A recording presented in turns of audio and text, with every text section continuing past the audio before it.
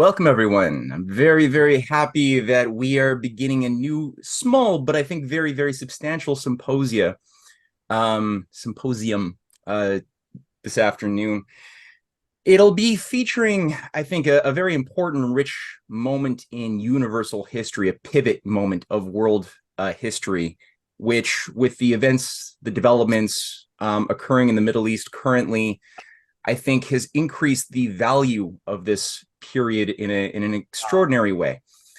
A lot of people are aware that there was this thing called the British Empire. That, for those who have really done their research, they know that there still is this thing called the British Empire, though rebranded in a certain way. Not a lot of people understand what the hell is up with Britain or England per se. When was it not an empire? What were the battles to keep it from becoming an empire? What's shaping the Middle East today? We know that that there are certain cultish opinions, cultish beliefs that have really done a lot of damage to the world. But the area around the Middle East, Jerusalem, we know has really gotten it very bad over the years. I don't think Jerry's necessarily going to go into these details, but just to keep in mind, these are all what Jerry will be saying today is something new that has never been said. It will be very important to understand what he's going to be going through. And he's done some incredible pioneering research. I've been privileged, Cynthia's been privileged to get updates periodically of his little discoveries, little big discoveries as they've been occurring over the past several months.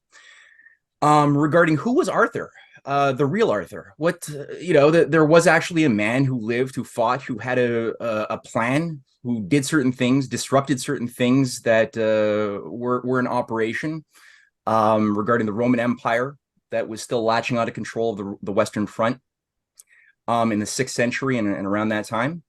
And then there's the image, the artificial creations, concoctions centuries later of Arthur that have been created by many of those same forces that are today doing a lot of damage, that hated and despised what Arthur stood for when he lived and when he fought.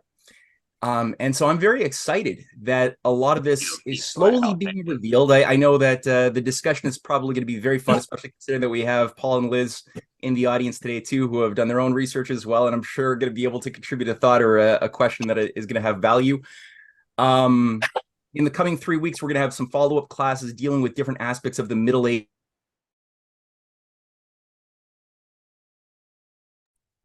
Some of the battles that occurred during the Middle Ages and what allowed for the creation of Renaissance movements, both in Europe but also in China. I keep getting muted. I wonder who's doing that.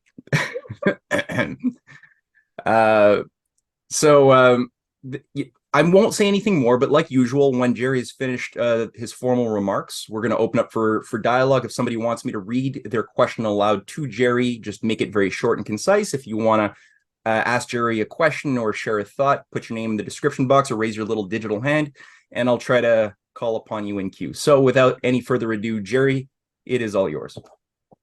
And you're on mute. Oh, there you go. Okay, thanks, Matt. So I've been wanting to talk about King Arthur for a while now. And Matt and Cynthia have been wanting me to talk about King Arthur for a while now, about the same length. So today I'm finally going to give a presentation in defense of King Arthur. But before I start, let me ask you, when I say King Arthur, do you think of the land of Camelot, or maybe the Knights of the Round Table, or Merlin the Magician, or about a search for the Holy Grail? Yeah? Well, unfortunately, all of this stuff is just romantic nonsense and has been used to distort the importance of King Arthur. So let me try to tell the real story. I'm going to do a screen share if I can. And I hope everyone can see that. Yep. There we are. Okay, good. Now, the reason I think Arthur is so important is because a lot of us today are worried about a decline in the culture of the English speaking world. And there seem to be many possible outcomes for this decline. One possible outcome is the self destruction of this culture. But another possibility is the correction of this culture so that it can cooperate with the other peoples on this planet. Now, although here in Canada, we were taught in school that among the British people, there were and are many good English, Scottish, Welsh, and Irish people.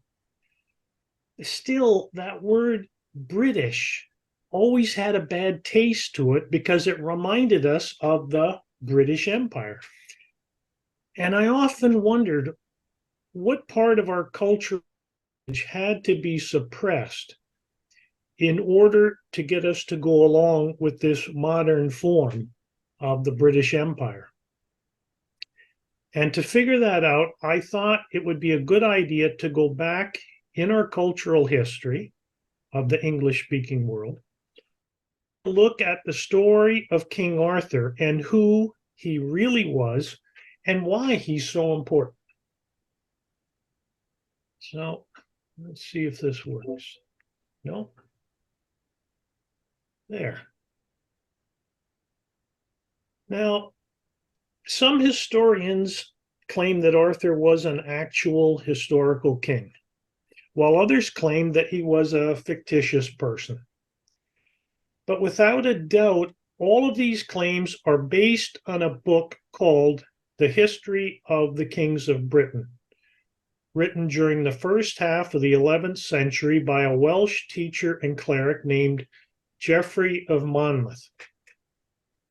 And here's a picture of the book that I'll be reading from. It's translated by Lewis Thorpe. It's a Penguin paperback, so it's easy to get. Anybody who wants to read more about Arthur, you can buy this book. It's not very expensive. And that's the quotes that I'm using in my class will come from this book by Lewis Thorpe. Now, and there's a statue of Geoffrey of Monmouth. I forget where. It's somewhere in Wales, but that's a statue dedicated to him. And also, John Milton, a few years after writing Paradise Lost, wrote his own history of Britain. And in the middle of book 3, he suddenly stops and then spends the next 4 pages debating the existence of Arthur, since some ancient authors had said nothing of Arthur except for one, Geoffrey of Monmouth. And this is what Milton has to say about it. But who Arthur was, and whether ever any such person reigned in Britain, hath been doubted heretofore, and may again with good reason. Out of a British book, the same which he of Monmouth set forth, utterly unknown to the world till more than 600 years after the days of Arthur, of whom all other histories were silent, both foreign and domestic, except only that fabulous book. And Milton means that fabulous book written by Geoffrey of Monmouth. But how did Geoffrey get a hold of this fabulous story of the kings of Britain? Well, he writes about it in his dedication for his history of the kings of Britain, that he used oral stories and that he used a book that was given to him, an ancient book, so that he could translate it into Latin from its original Britain, original, I guess we'd say Welsh. And here's what he writes. What is more, these deeds were handed joyfully down in oral tradition, just as if they had been committed to writing by many peoples who had only their memory to rely on. At a time when I was giving a good deal of attention to such matters, Walter, the Archdeacon of Oxford, a man skilled in the art of public speaking and well informed about the history of foreign countries, presented me with a certain very ancient book written in the British language.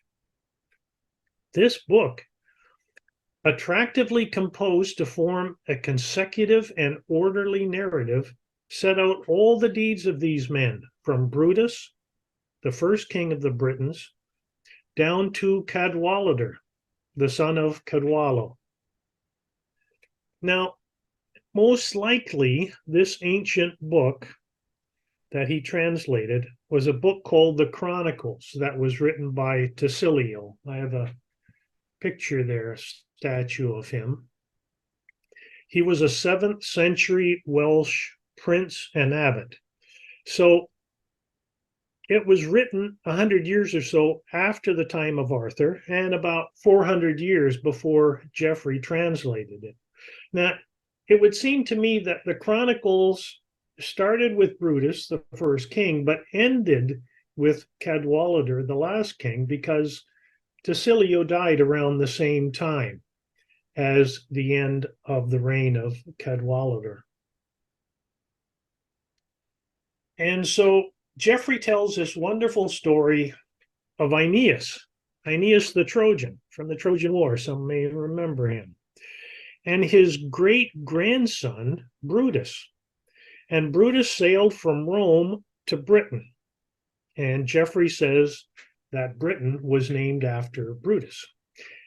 And Brutus founded New Troy, that's today called London. Now, Geoffrey says this, that at that time, the island of Britain was called Albion. It was uninhabited, except for a few giants. Now, we'll see more about these giants later on in the story, but that's what Brutus found.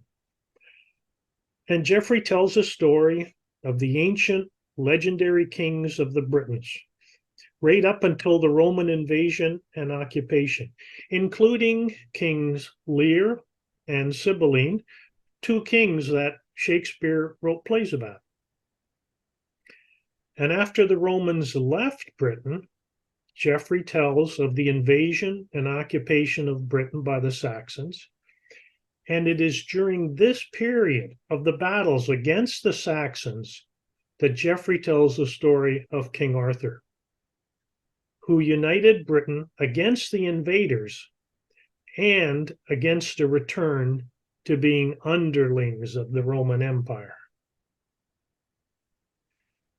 But Geoffrey's story of Arthur should not be confused with the later fabricated tales of Arthur from the age of the Crusades, when this story of Arthur and his knights was changed into a made-up chivalric romance by people like Robert Wace, I have him there, and Chrétien de Troyes. Now,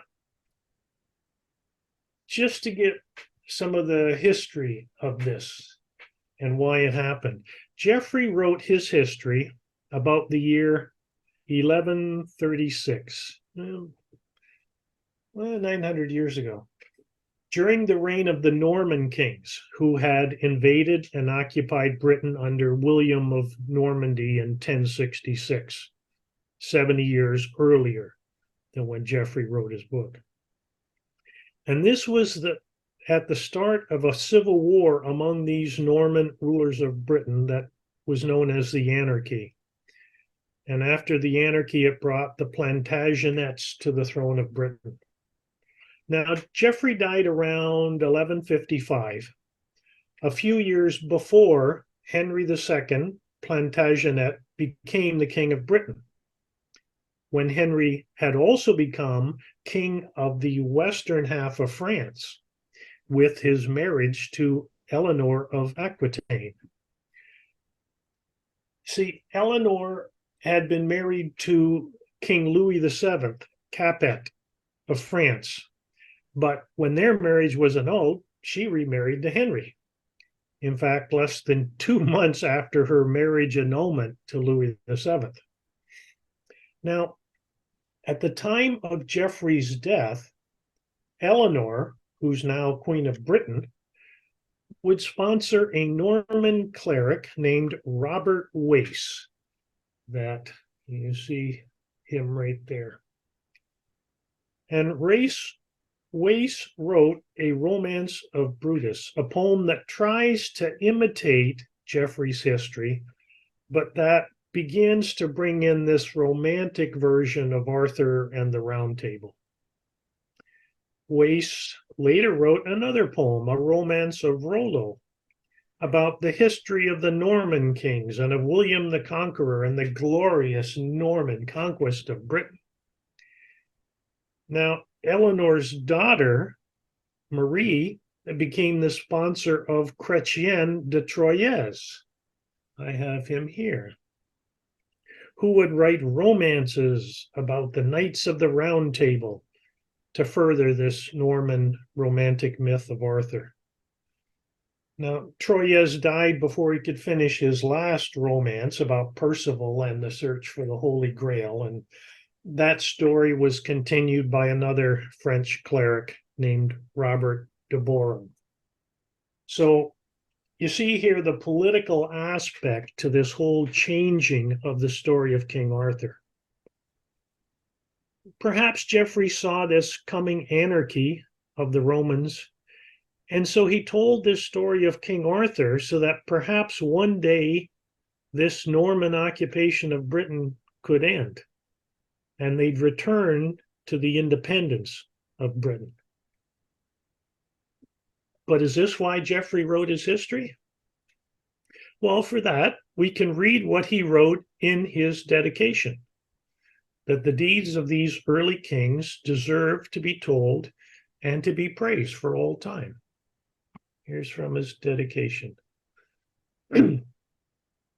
Whenever I have chanced to think about the history of the kings of Britain, on those occasions when I have been turning over a great many such matters in my mind, it has seemed a remarkable thing to me that apart from such mention of them as Gildas and Bede had each made in a brilliant book on the subject, I have not been able to discover anything at all on the kings who lived here before the incarnation of Christ, or indeed about Arthur and all the others who followed on after the incarnation. Yet the deeds of these men were such that they deserve to be praised for all time. At Walter's request, I have taken the trouble to translate the book into Latin, although indeed I have been content with my own expressions and my own homely style, and I have gathered no gaudy flowers of speech in other men's gardens. If I had adorned my page with high-flown rhetorical figures, I should have bored my readers, for they would have been forced to spend more time in discovering the meanings of my words than in following the story. So Geoffrey translated Tacileo's Chronicles without gaudy flowers of speech. I guess he was writing it for the ordinary citizen, the ordinary person. And he told it in his own straightforward style. He wrote it as a history story, not as a chivalric romance story. So today, our story will begin around the end of the 4th century AD, when the Roman Empire was getting ready to withdraw their legions from Britain to go and fight elsewhere on the European continent. And they rounded up all the available fighting men they could and left with them. Then all the remaining men of military age were called to assemble at London. And here they were addressed by Guithalinus, the Archbishop of London. And I'm going to ask Madeline to help me and read this. Madeline? I am greatly saddened by the state of deprivation and abjectness which has overtaken you since Roman Emperor Maximianus stripped this kingdom of all its army and all its young men. You are simply the last remnants left, common people, ignorant of the ways of war, men who were busied in other matters, some in cultivating their fields, for example, others in the various makeshifts of business life. When hostile men of other nations came to attack you, they forced you to abandon your sheepfolds, just as if you yourselves had been sheep wandering about without a shepherd. Then the might of Rome restored you to your possessions. Surely you will not always put your trust in being protected by someone else.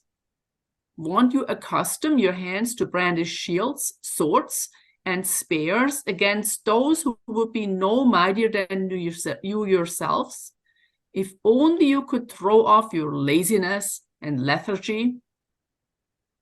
That kind of gives you an idea of what he's trying to tell these young men. Okay, he continues. Madeline? The Romans are tired of all this perpetual traveling about, which they have to do in order to fight your enemies for you. They now elect to forgo all the tribute which you pay, rather than be harassed any longer in this way on sea and land. Given that you were only ordinary folk in the days when you possessed soldiers, do you think that for this reason you have lost claim to manhood? Surely men can be born out of their social caste. A soldier from a farmer, for example, or a farmer from a soldier. Surely a military man can be the son of a shopkeeper, or for that matter, a shopkeeper the son of a military man.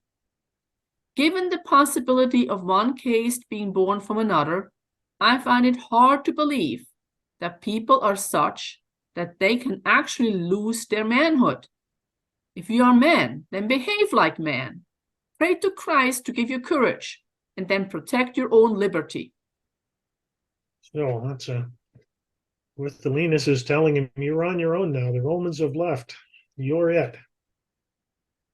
Now, some of these young men from Britain that the Emperor Maximianus had taken with him to Gaul ended up staying in Gaul, and they settled on the peninsula of Brittany, right here. This is the northwest corner of France. And they called it Armorica. But as soon as the Romans left, Britain was invaded and attacked by the Picts from Scotland. The Picts were up here. They invaded down to the south. And by the Angles, Saxons, and Jutes. That's Angles, Saxons, Jutes. They invaded from here. That's the area of today's Holland and northern Germany. And you can see from the map that with these invasions, the Britons were forced to move to the western parts of Britain. The western parts here and here in the brown color. And the same as their relations who stayed in France. Now, because of these invasions, Guithalinus then crossed over the channel to his fellow countrymen in Armorica, in Brittany, to ask for their help. The king, Aldronus, agreed to send his brother Constantine with soldiers under his command, and if he should free the country from the barbarians, then Guithalinus should place the crown on Constantine's head. And when Constantine arrived in Britain, all the young men joined him in battle, and they were victorious. And all the Britons came together and made Constantine their king. Now, Constantine was Arthur's grandfather. But after Constantine was treasonously killed, the question was who would succeed him. Constantine's eldest son, Constans, had been raised in a monastic order. And Constantine's two younger sons, Ambrosius and Uther, still lay in their cradles and could hardly be raised to the kingship. Now, Uther was Arthur's father. But Vortigern, who was a treasonous clan leader in Britain, convinced Constans that if he agreed to his plan, Vortigern could make Constans the king. Constans had been a monk. Quote, what he had learned in the cloister had nothing with how to rule a kingdom. And upon becoming king, he handed the entire government over to Vortigern. As you can guess, later Constans was assassinated and Vortigern usurped the throne. Now, when the Picts and the peoples of the neighboring isles revolted against the rule of Vortigern, Vortigern made a treaty with a man named Hengist, who was a leader of the Saxons who had settled in Britain. And Hengist would assist him in his battles against the Picts and the others, and Vortigern would give the Saxons huge grants of land, the whole eastern section of Britain. But also, Vortigern feared that one day either Ambrosius or Uther, who had fled to Brittany, they had fled to France, they might return and depose him. And so he allowed many more Saxons to come to Britain to help him out. Now, Vortigern came to love the Saxons more than he loved the Britons, and he even married Hengist's daughter. But Vortigern was later betrayed by Hengist, and he was forced to flee to the western part of Britain. He was forced to flee to here. And here is where we begin the story of Merlin. You'll like this. Now, when he had fled to the west, Vortigern summoned his magicians and asked them for their opinion and ordered them to tell him what to do. They all gave the same advice, that he should build for himself an immensely strong tower into which he could retreat in safety if he should lose all of his other fortresses. Not great advice, but that's what the magicians told him to do. So Vortigern assembled some stonemasons from different parts of the country and ordered them to build a tower for him. However much they built one day, the earth swallowed up the next, in such a way that they had no idea where the work had vanished to. When this was announced to Vortigern, he consulted his magicians a second time to give them a chance of explaining the reason for it. Now, the magicians told Vortigern that he should look for a lad without a father, and that when he had found one, he should kill him, so that the mortar and stones could be sprinkled with the lad's blood. According to them, the result of this would be that the foundations would hold firm. So messengers were immediately sent out throughout all the different parts of the country to find such a person, if they could. And the messengers found Merlin, a boy who didn't have a father. And Geoffrey tells a little story about how Merlin's father was not human, but was a daemon from the spirit world who had fallen in love with Merlin's mother. Although later Hollywood romantics would try to say that Merlin was half demon and half human, or that he was like an antichrist. No, Merlin was half daemon, like the daemon of Socrates. So Merlin was half mortal and half divine, you could say. So now, when Merlin was presented to the king, this is what he told the king. Madeline, could you read that? Tell your magicians to appear in front of me, and I will prove that they have lied. Just because you do not know what is obstructing the foundations of the towers which these men have begun, You have recommended that my blood should be sprinkled on the mortar to make the building stand firm. Tell me then, what lies hidden under the foundation? The magicians, who were terrified, said nothing. My lord king, summon your workmen. Order them to dig in the earth, and underneath you will find a pool. That is what is preventing the tower from standing. And this was done. A pool was duly found beneath the earth, and it was this which made the ground unsteady. Tell me now, you lying flatterers, what lies beneath the pool? They remained silent, unable to utter a single word. Order the pool to be drained, and at the bottom you will observe 2 hollow stones. Inside the stones, you will see 2 dragons, which are sleeping.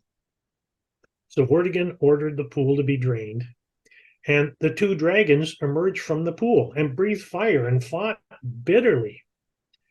So then Vortigern ordered Merlin to explain what this battle meant.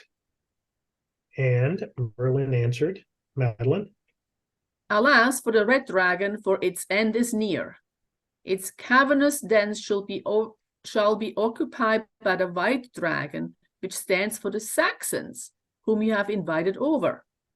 The red dragon represents the people of Britain, who will be overrun by the white one. For Britain's mountains and valleys shall be leveled, and the streams in its valleys shall run with blood. Then Merlin continues and tells him about Arthur.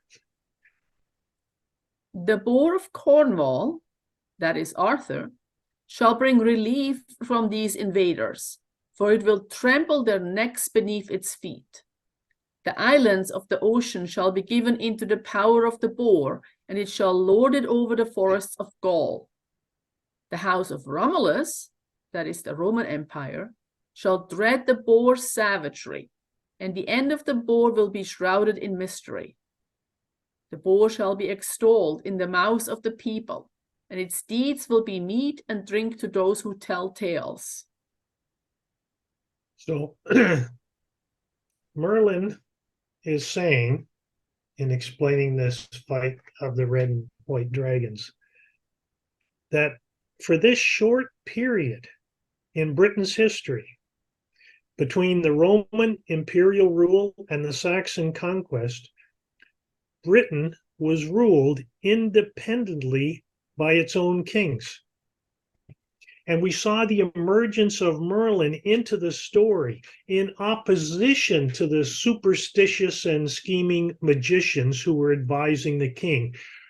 Merlin was not a magician. Geoffrey calls him a soothsayer. Now, sooth is an Old English word meaning truth. So a soothsayer is someone who tries to tell the truth, someone who tries to forecast or to predict the future or the truth, a prognosticator, but not a magician.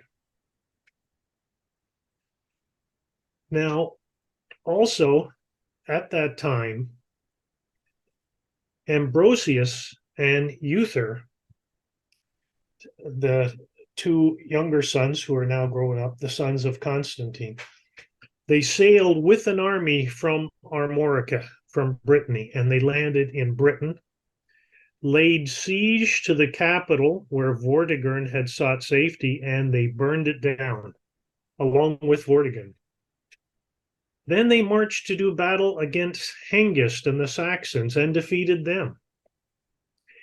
Hengist was executed, but his son and the remaining Saxons begged for mercy, and Ambrosius, the new king, made a treaty with him and granted him the region near Scotland to live. Now, after this battle, Ambrosius goes to the plains of Salisbury, and there were buried the leaders and princes of Britain who had been betrayed and murdered by Hengist and the Saxons. And so Ambrosius collected carpenters and stonemasons from every region of Britain and ordered them to use their skill to contrive some novel building which would stand forever in memory of these distinguished men. The whole band of carpenters and stonemasons racked their brains and then confessed themselves beaten. So then Merlin was sent for. And when he arrived, Ambrosius first ordered him to prophesy the future because he wanted to hear some marvels from Merlin. But this is what Merlin tells Ambrosius. Madeline? Mysteries of that sort cannot be revealed, except where there is the most urgent need for them. If I were to utter them as an entertainment, or where there is no need at all, then the spirit which controls me would forsake me in the moment of need. So Merlin is explaining his soothsaying abilities. It's not for entertainment, but for in times of need. So after that, then he tells Ambrosius what he should do. Madeline? If you want to grace the burial place of these men with some lasting monument, send for the Giant's Ring, which is on Mount Kelarus in Ireland. In that place, there's a stone construction which no man of this period could ever erect, unless he combined great skill and artistry. The stones are enormous, and there is no one alive strong enough to move them. If they are placed in position round this site, in the way they are erected over there, they will stand forever. Many years ago, the giants transported them from the remotest confines of Africa and set them up in Ireland at a time when they inhabited that country. Their plan was that, whenever they felt ill, baths should be prepared at the foot of the stones, for they used to pour water over them and to run this water into baths in which their sick were cured. So there is much controversy, again, about this mention of the giants and the stone circles in Britain. The giants had, as Geoffrey earlier had said, were the inhabitants of Britain before the arrival of Brutus. There's a lot of story of the giants in the Greek myths, but I'm not going to go there. Not right now. Maybe another time. Now, Geoffrey writes that at that time, they only seemed to think that the stones had medicinal properties.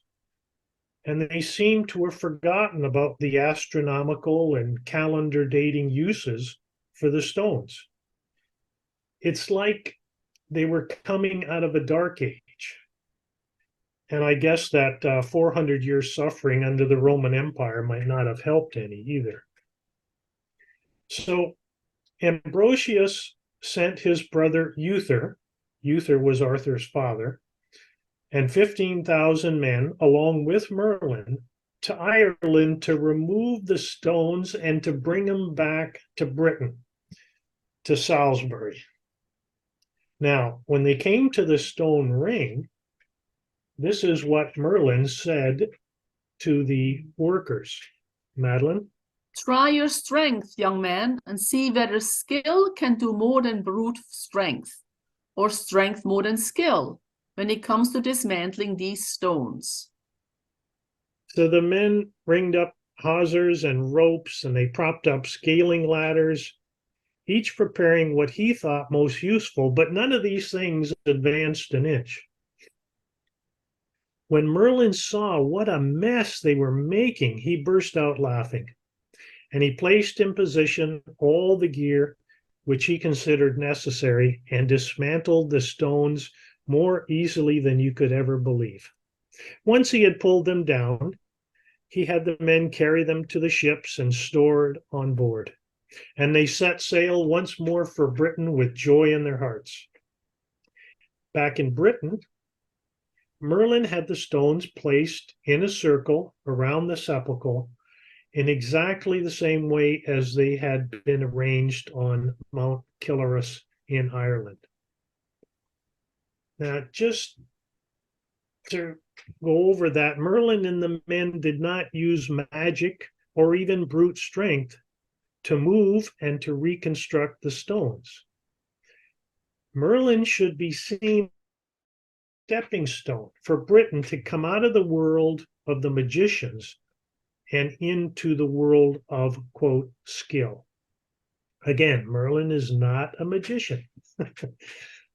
Now, later, Ambrosius would be poisoned by a treacherous Saxon, and Uther would become king. Uther, Arthur's father. And years later, after Uther died, the Saxons called over many more of their countrymen to come and overrun and kill the Britons. The provincial leaders of Britain assembled together and asked Dubricius, who was the archbishop of the city of the legions, that's Caerleon, to place the crown of Britain on the young Arthur.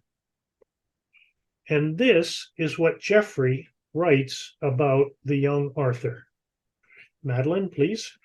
Arthur was a young man, only 15 years old, but he was of outstanding courage and generosity, and his inborn goodness gave him such grace that he was loved by almost all the people. Once he had been invested with the royal insignia, he observed the normal custom of giving gifts freely to everyone. Such a great crowd of soldiers flocked to him that he came to an end of what he had to distribute.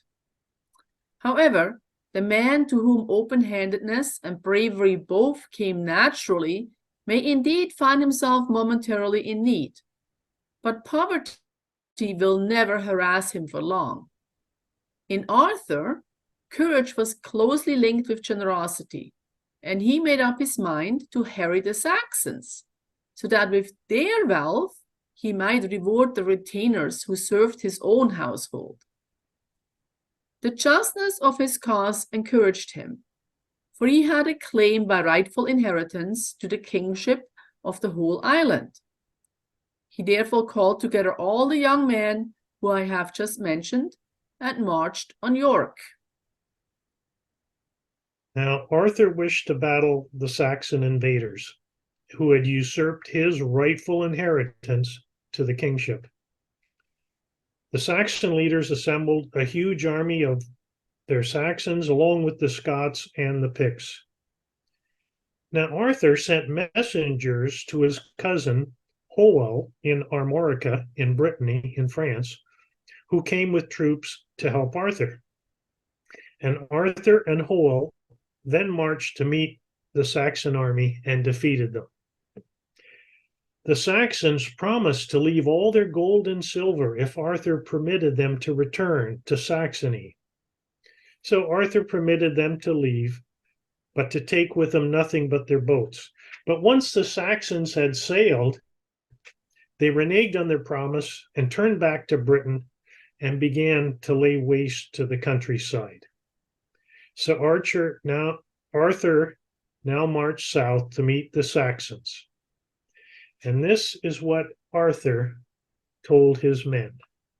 Madeline? Although the Saxons, whose very name is an insult to heaven and detested by all men, have not kept faith with me, I myself will keep faith with my God. This very day I will do my utmost to take vengeance on them for the blood of my fellow. Arm yourself, man, and attack these traitors with all your strength. With Christ's help, we shall conquer them without any possible doubt. So Geoffrey here is portraying Arthur as one of the first Christian kings of Britain. After the Roman Emperor Diocletian's persecution of the Christians in 393 AD, and after the final Roman army withdrawal around 400 AD, the invasions of the Angles, Saxons, and Jutes destroyed most of what was left of the Christian churches in Eastern Britain. But the Christian churches survived in the unconquered western part of the island, where Arthur was from. And I think that Arthur was also trying to say that, or actually Geoffrey, I think Geoffrey was also trying to say that now that the Roman legions had left Britain, they didn't have to keep this Roman Empire culture anymore. And they didn't have to go back to a pagan culture as represented by the Saxons. But something better should be tried. Now, Christianity was a new religion at that time, and like Judaism, had been trying to survive under the Roman Empire. While the Britons converted to Christianity, the Prophet Muhammad wouldn't be born for another 100 years, and the Khazars wouldn't convert to Judaism for another 200 years or so. And so for Arthur and the Britons, Christianity was seen as being independent from the Roman Empire too. So back to the battle. During this battle, the Saxon leaders and thousands of men were killed, and the remaining troops fled towards their ships. But Arthur sent Cadar, the Duke of Cornwall, after the fleeing Saxons, and Cadar seized their ships first and then cut the Saxons to pieces. Arthur marched north to confront the Scots and the Picts and besieged them at Loch Lomond. Now, I'm not sure if Arthur took the high road or if he took the low road to get to Loch Lomond, but it's something to muse upon. Meanwhile, Gilmorius, the king of Ireland, had arrived with a horde of pagans to help the besieged Scots. Now, Arthur turned around and marched to go meet the Irish, defeated them mercilessly, and forced them to return home. Then Arthur turned back against the Scots and Picts with unparalleled severity. When the bishops of Scotland begged pity of Arthur, he granted a pardon to their people. And then Arthur went to York, where he met three brothers who had been princes before the Saxon invasion, and he gave them the three kingships of Scotland: Albany, Moray, and Lothian. And then the next summer, Arthur sailed to Ireland and again defeated the horde of Gilmorius, and all the princes of that country surrendered.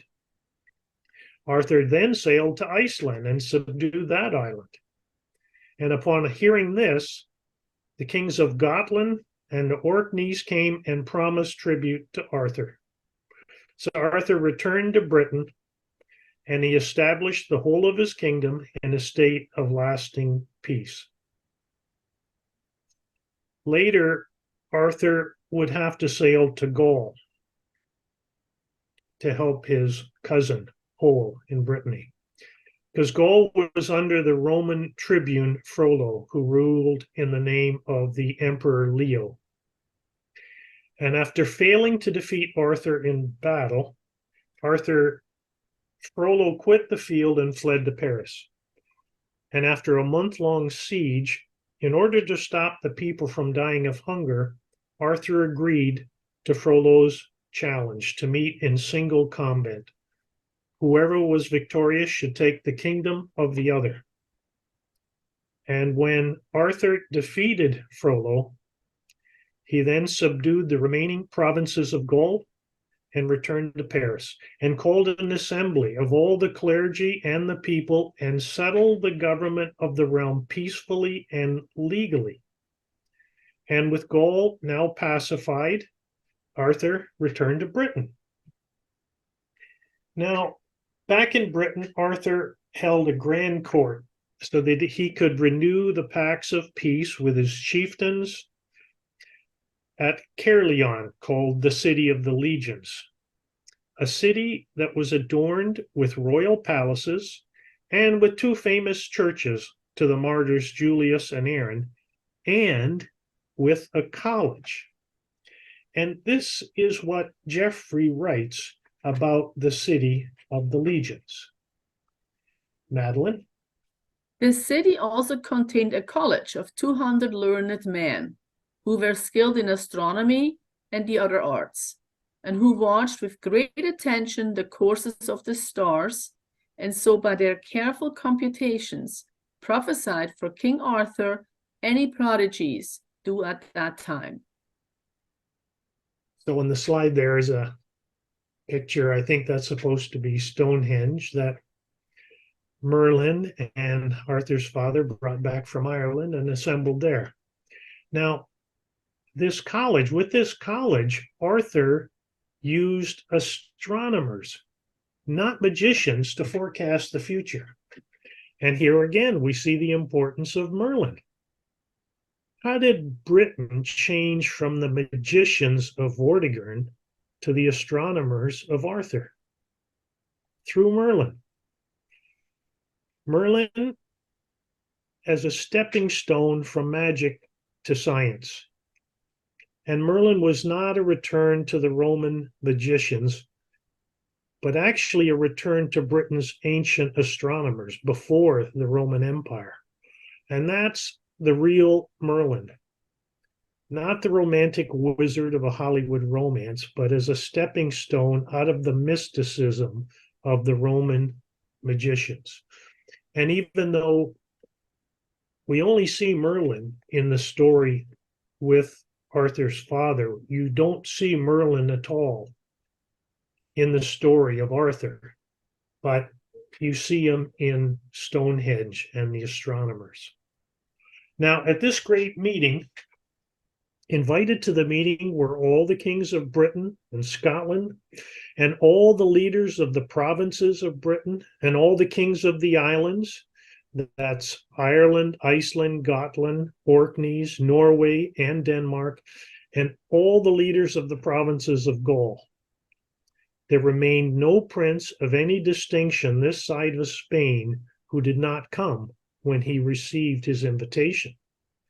There was nothing remarkable in this, for Arthur's generosity was known throughout the whole world, and this made all men love him.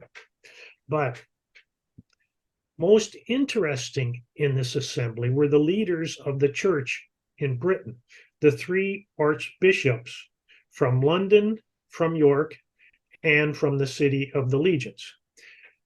Dubricius was the archbishop of the city of the legions, and he was also the primate of Britain, the legate of the Pope. And this is what Geoffrey says about Dubricius. Madeline? The saintly Dubricius, who for a long time had wanted to live as a hermit, resigned from his position as archbishop. David, the king's uncle, whose way of life had afforded an example of unblemished virtue to those whom he had instructed in the faith, was consecrated in his place. Now, Geoffrey here is talking about David, who became Saint David, who's the patron saint of Wales, Arthur's uncle. Although the translation from the manuscript sometimes have uncle for nephew or cousin. They kind of mix it up. So maybe David was Arthur's cousin. But the point is that David and Arthur were related and were contemporary, which I find very interesting in terms of the history of that, of Wales. You'll see it also later in Shakespeare's play Henry V. Another story. Now, it was then that Arthur received 12 envoys with this letter from Lucius Hiberius, the procurator of the Roman Empire, who was outraged at Arthur. And this is what Lucius says to Arthur. Madeline? I am amazed at the insolent way in which you continue your tyrannical behavior. I am even more amazed at the damage which you have done to Rome, that by your criminal behavior you should have insulted the Senate, to which the entire world owes submission. As you well know, you have had the presumption to disobey this mighty empire by holding back the tribute of Britain, which tribute the Senate has ordered you to pay, seeing that Gaius Julius Caesar and other men of high place in the Roman state had received it for many years. You have torn Gaul away from that empire, and you have laid hands on all the islands of the ocean, the kings of which paid tribute to my ancestors from the first moment when the might of Rome prevailed in those regions. As a result, the Senate has decreed that punishment should be exacted for this long series of wrongs which you have done. I therefore order you to appear in Rome, so that you may submit yourself to your overlords and suffer the penalty of whatever sentence they may pass. If you fail to arrive, I shall invade your territory myself and do my best to restore to the Roman state all that you have taken from it by your insane behavior. Ooh, all right. So this letter was read aloud to Arthur and to all the assembled kings and the other leaders, who then met to consider what to do. Arthur told them that when these lands were snatched from the empire made no effort to defend them, but now the empire was demanding tribute. And so here is Arthur's reply to Lucius. Madeline? I do not consider that we ought to fear his coming very much, seeing with what a trumped-up case he is demanding the tribute which he wants to exact from Britain. He says that he ought to be given it because it used to be paid to Julius Caesar and those who succeeded him. When these men landed with their armed band and conquered our fatherland by force and violence, at a time when it was weakened by civil dissensions, they had been encouraged to come here by the disunity of our ancestors. Seeing that they seized the country in this way, it was wrong of them to exact tribute from it. Nothing that is acquired by force and violence can ever be held legally by anyone. I like Arthur. I like that speech. That's very good. So then, one after the other, the kings of, where am I? Yeah, the kings of Britain and Scotland and the islands and the leaders of the neighboring provinces of Gaul all pledged their troops and all pledged to enter his service. And Arthur left his nephew, Mordred, and Queen Guinevere, his wife, in charge of defending Britain, and sailed with his army to Gaul to meet the emperor's army. Now, much is told by Geoffrey of the story, their different strategies and the battles that followed. And this seems to be one of the most important parts of the story of Arthur. So here is Arthur addressing his troops before the battle at the Valley of Saucy in France. Madeline? No doubt they imagined, when they planned to make your country pay them tribute and to enslave you yourselves, that they would discover in you the cowardice of Eastern peoples. Perhaps they have not heard of the wars you waged against the Danes and Norwegians and the leaders of the Gauls, when you delivered these peoples from their shameful allegiance to the Romans and forced them to submit to my own overlordship. Just in times gone by, the ancestors of the Romans had harassed the forefathers of the Britons with their just oppression. So now did the Britons make every effort to protect their freedom, which the Romans were trying to take away from them, by refusing the tribute which was wrongly demanded of them. So Arthur is saying that after he defeated the Saxon invaders of Britain, he then delivered these peoples from the Roman Empire. And now he is defending that newly won freedom again from the empire. Now, after ferocious fighting, the Britons won the day, and Lucius was killed by an unknown hand. Arthur sent his body back to the Senate in Rome with a message that there'd be no coming tribute from Britain. Arthur's plan was that once the Roman army had been defeated in the field, then Arthur would set off for Rome. And you can only imagine, what if Arthur had been able to march to Rome and free Rome from the empire? Something to think about. Anyway, but while he was making his way to Italy, word came to him that his nephew, Mordred, who he'd left in charge of Britain, had put the crown on his own head and was ruling with Queen Guinevere. Arthur now had to turn back from his march to Rome and make his way back home to Britain.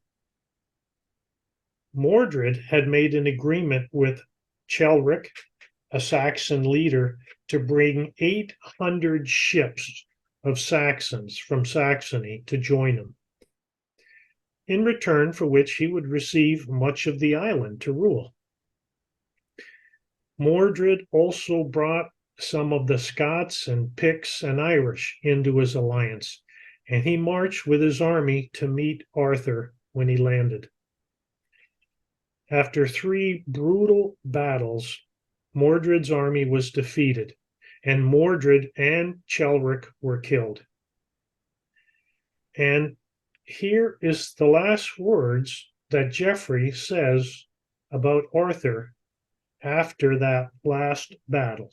Madeline? Arthur himself, our renowned king, was mortally wounded and was carried off to the Isle of Avalon, so that his wounds might be attended to. He handed the crown of Britain over to his cousin, Constantine, the son of Cador, Duke of Cornwall. This in the year 542 after our Lord's incarnation. Now, there is much controversy regarding the location of the Isle of Avalon and regarding the year of Arthur's death and whether Arthur actually died and if he will someday return. But I think that Geoffrey showed that Arthur was the hero of the independence of Britain, both from the Roman Empire and the Saxon invaders, and also from the traders within Britain.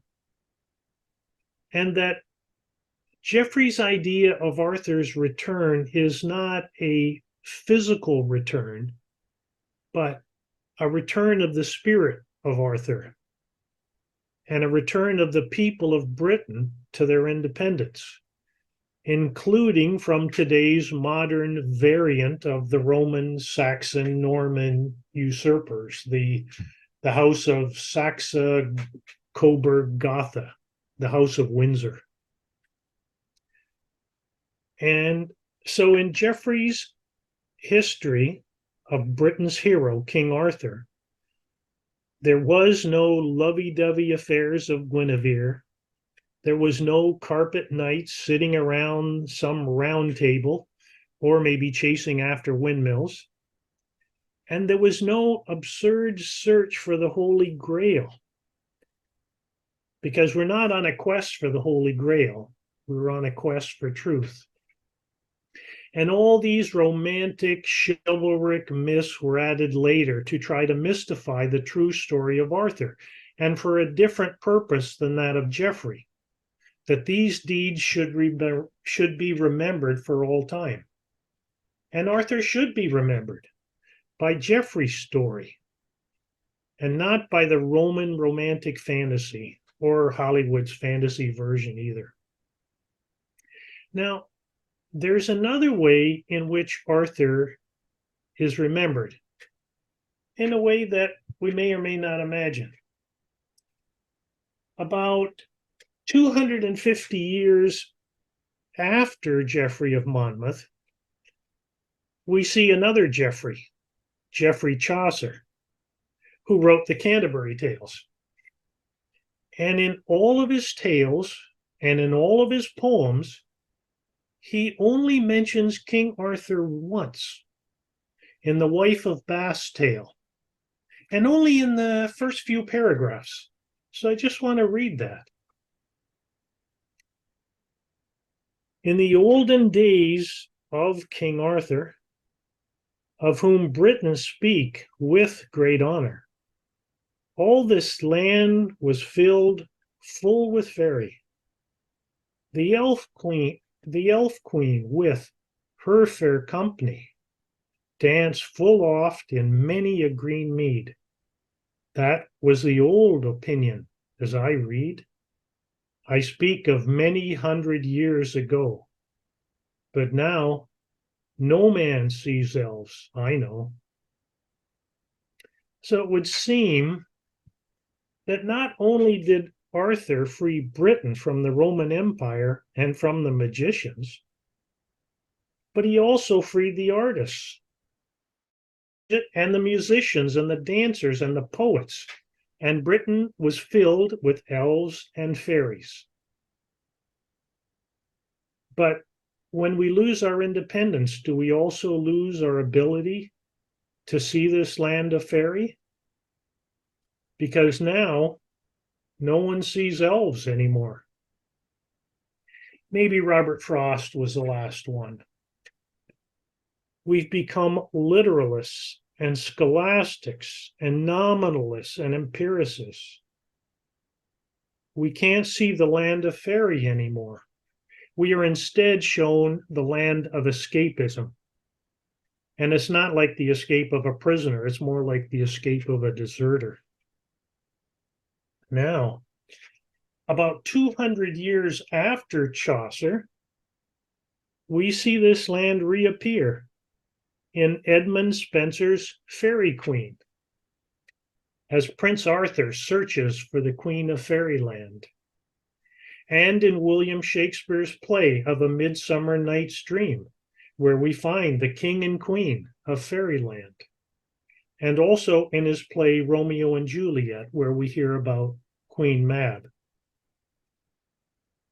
And I think that just as Arthur was a stepping stone that leads from the Roman Empire's enslavement towards Britain's independence, and just as Merlin was a stepping stone that leads from the magicians to the astronomers, perhaps the elves and fairies could be seen as a sign that between the worlds of fact and fiction, there are stepping stones that lead us on an adventure to a whole other world, a world of ideas, a world of intentions and of inventions.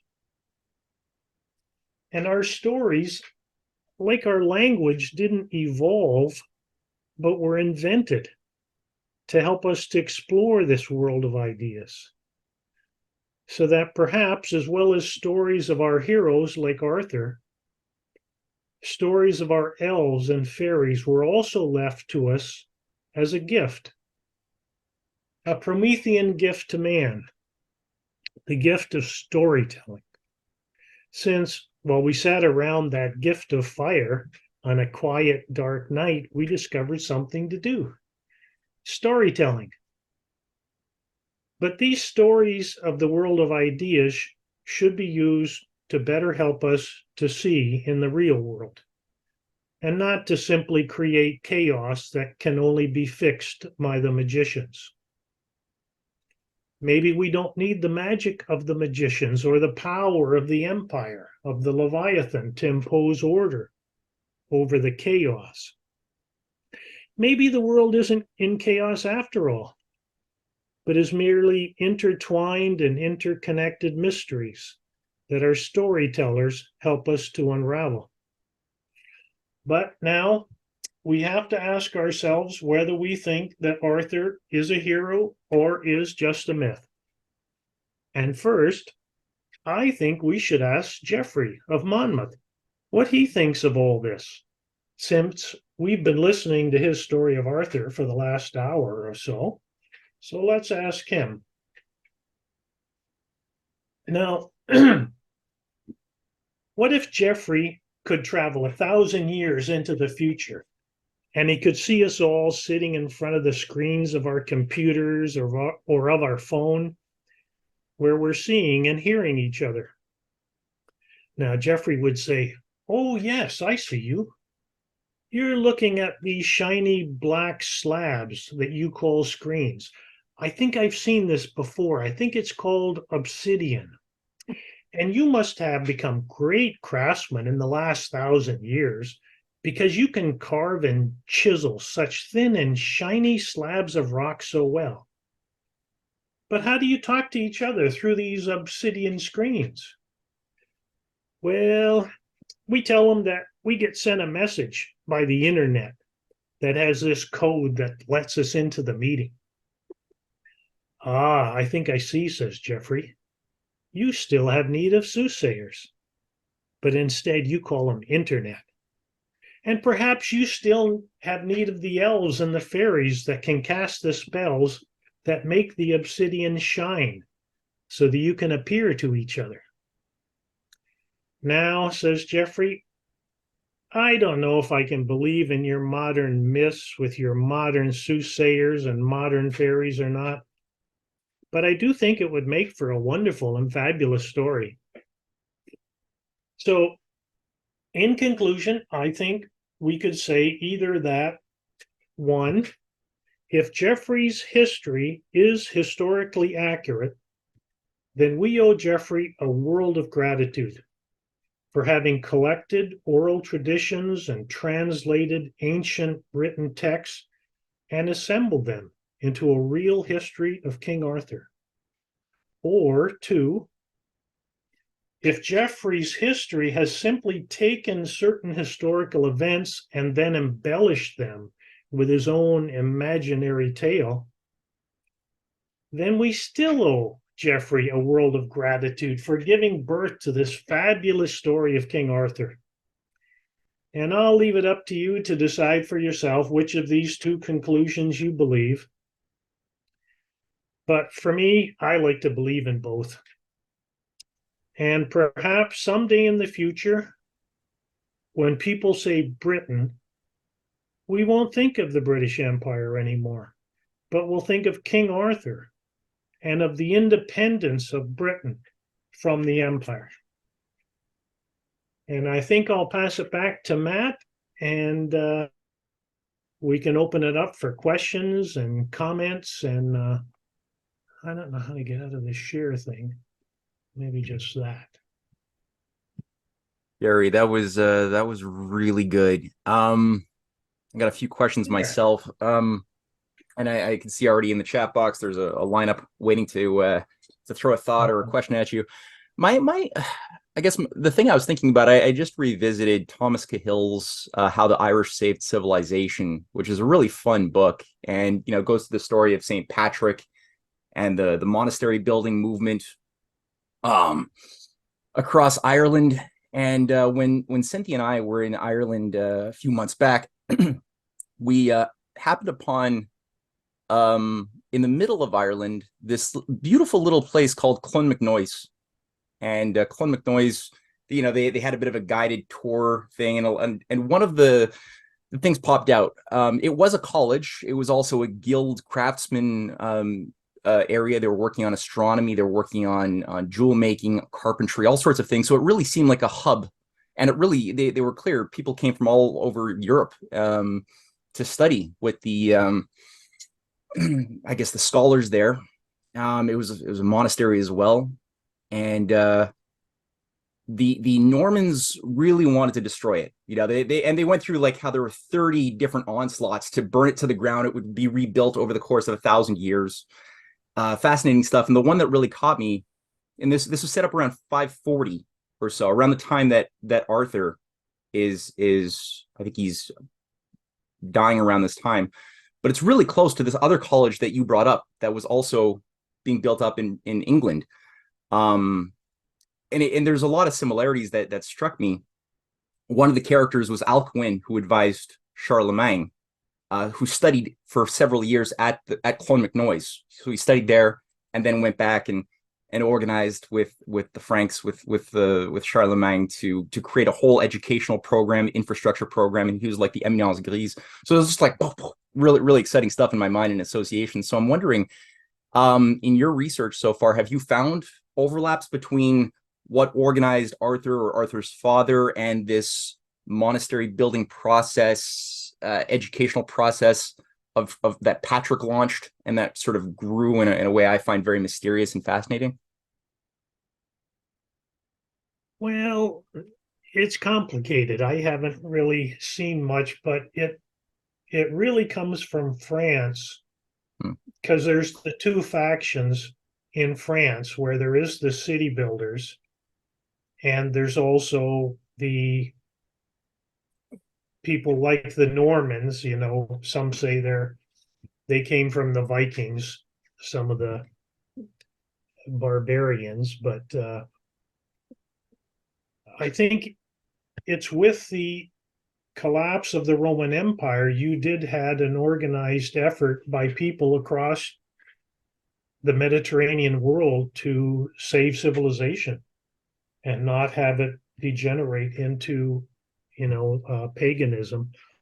And I'm not sure exactly how they're connected, but I mean, St. Patrick did come from Britain and go to Ireland. So there's also that aspect that maybe Arthur freed Ireland, from the magicians too.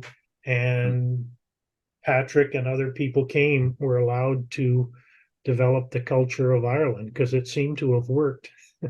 But I don't know a lot of the details. It's very confusing because the problem I found that I'll give you one example. Edward Gibbon, he wrote this humongous book, The Rise and Fall of the Roman Empire. I hope people haven't read it. It's like about 2,500 pages. It's enormous. And in all of that 2,500 pages, there's one page about King Arthur. One page. And another thing I've written up, I go through it line by line and just dissect his just lying on this whole thing. But the real reason he gives for disbelieving in the actual history of Arthur is that he says it doesn't line up with the historians of the Roman Empire. And to him, the historians of the Roman Empire, well, that's the gospel truth. You have to believe that. Why would the Roman Empire lie about everything? Just because they're brutalizing and subjugating the planet and looting them. That's no reason why they would lie, now is it?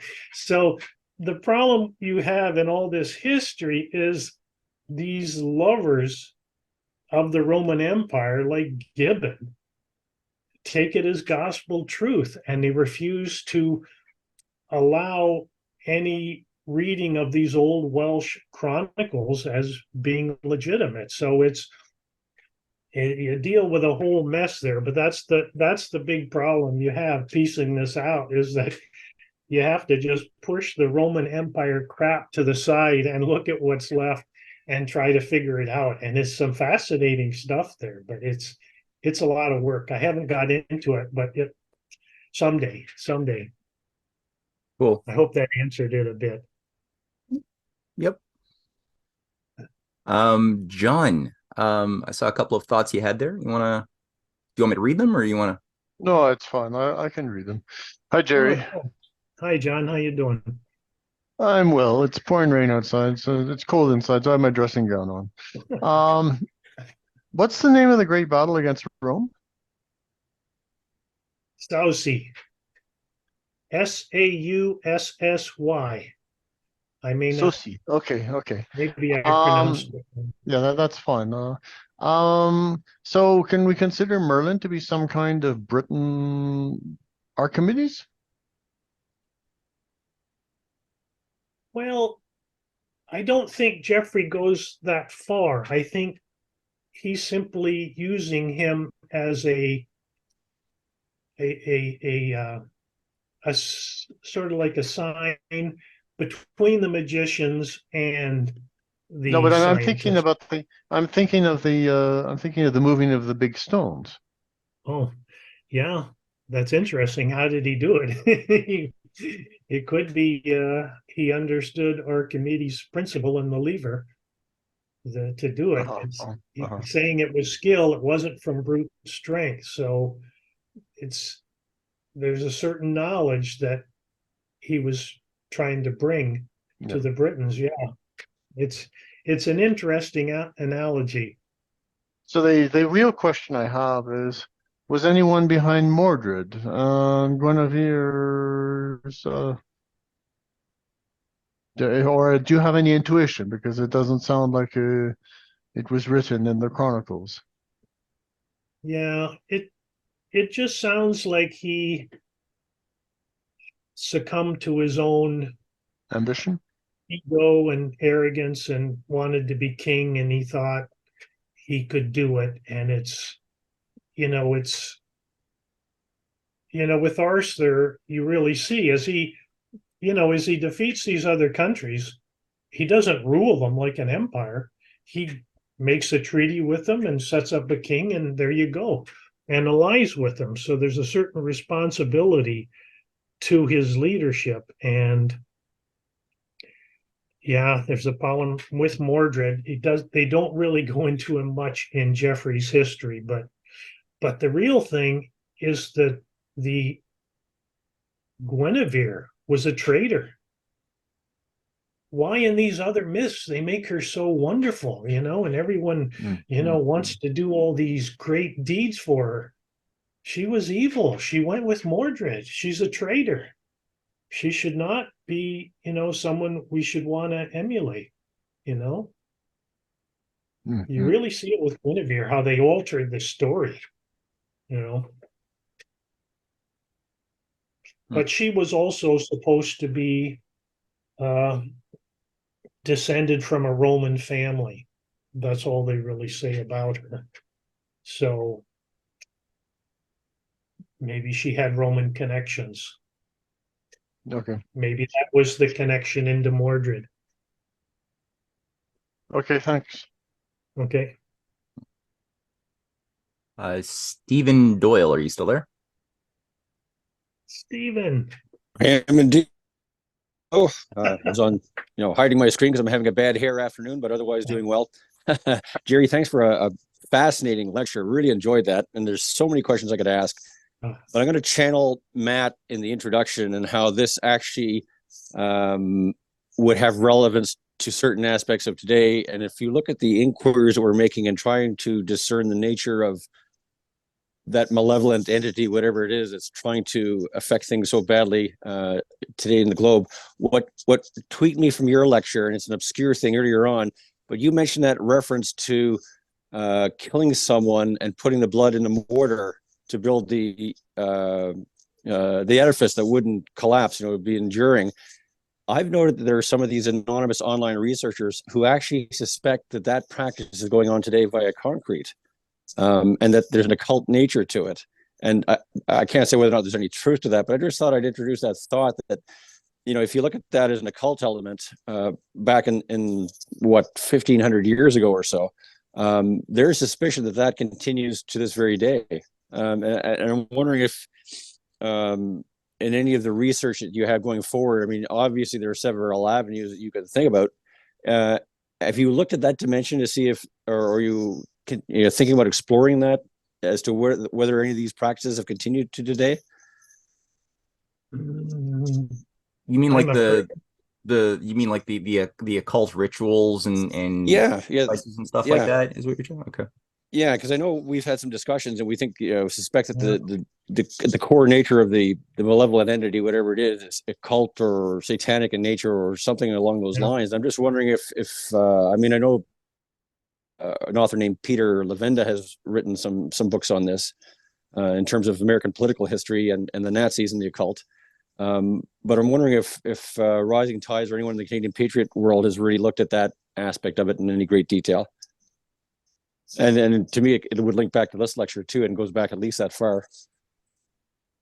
Yeah, there is the whole blood and soil cultist thing to it. I haven't really looked at it.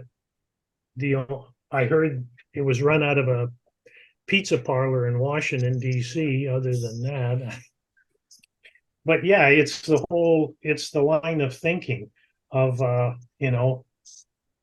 blood and soil. You see it with the whole insanity around these cultists in Ukraine today too, but I think it's also here too.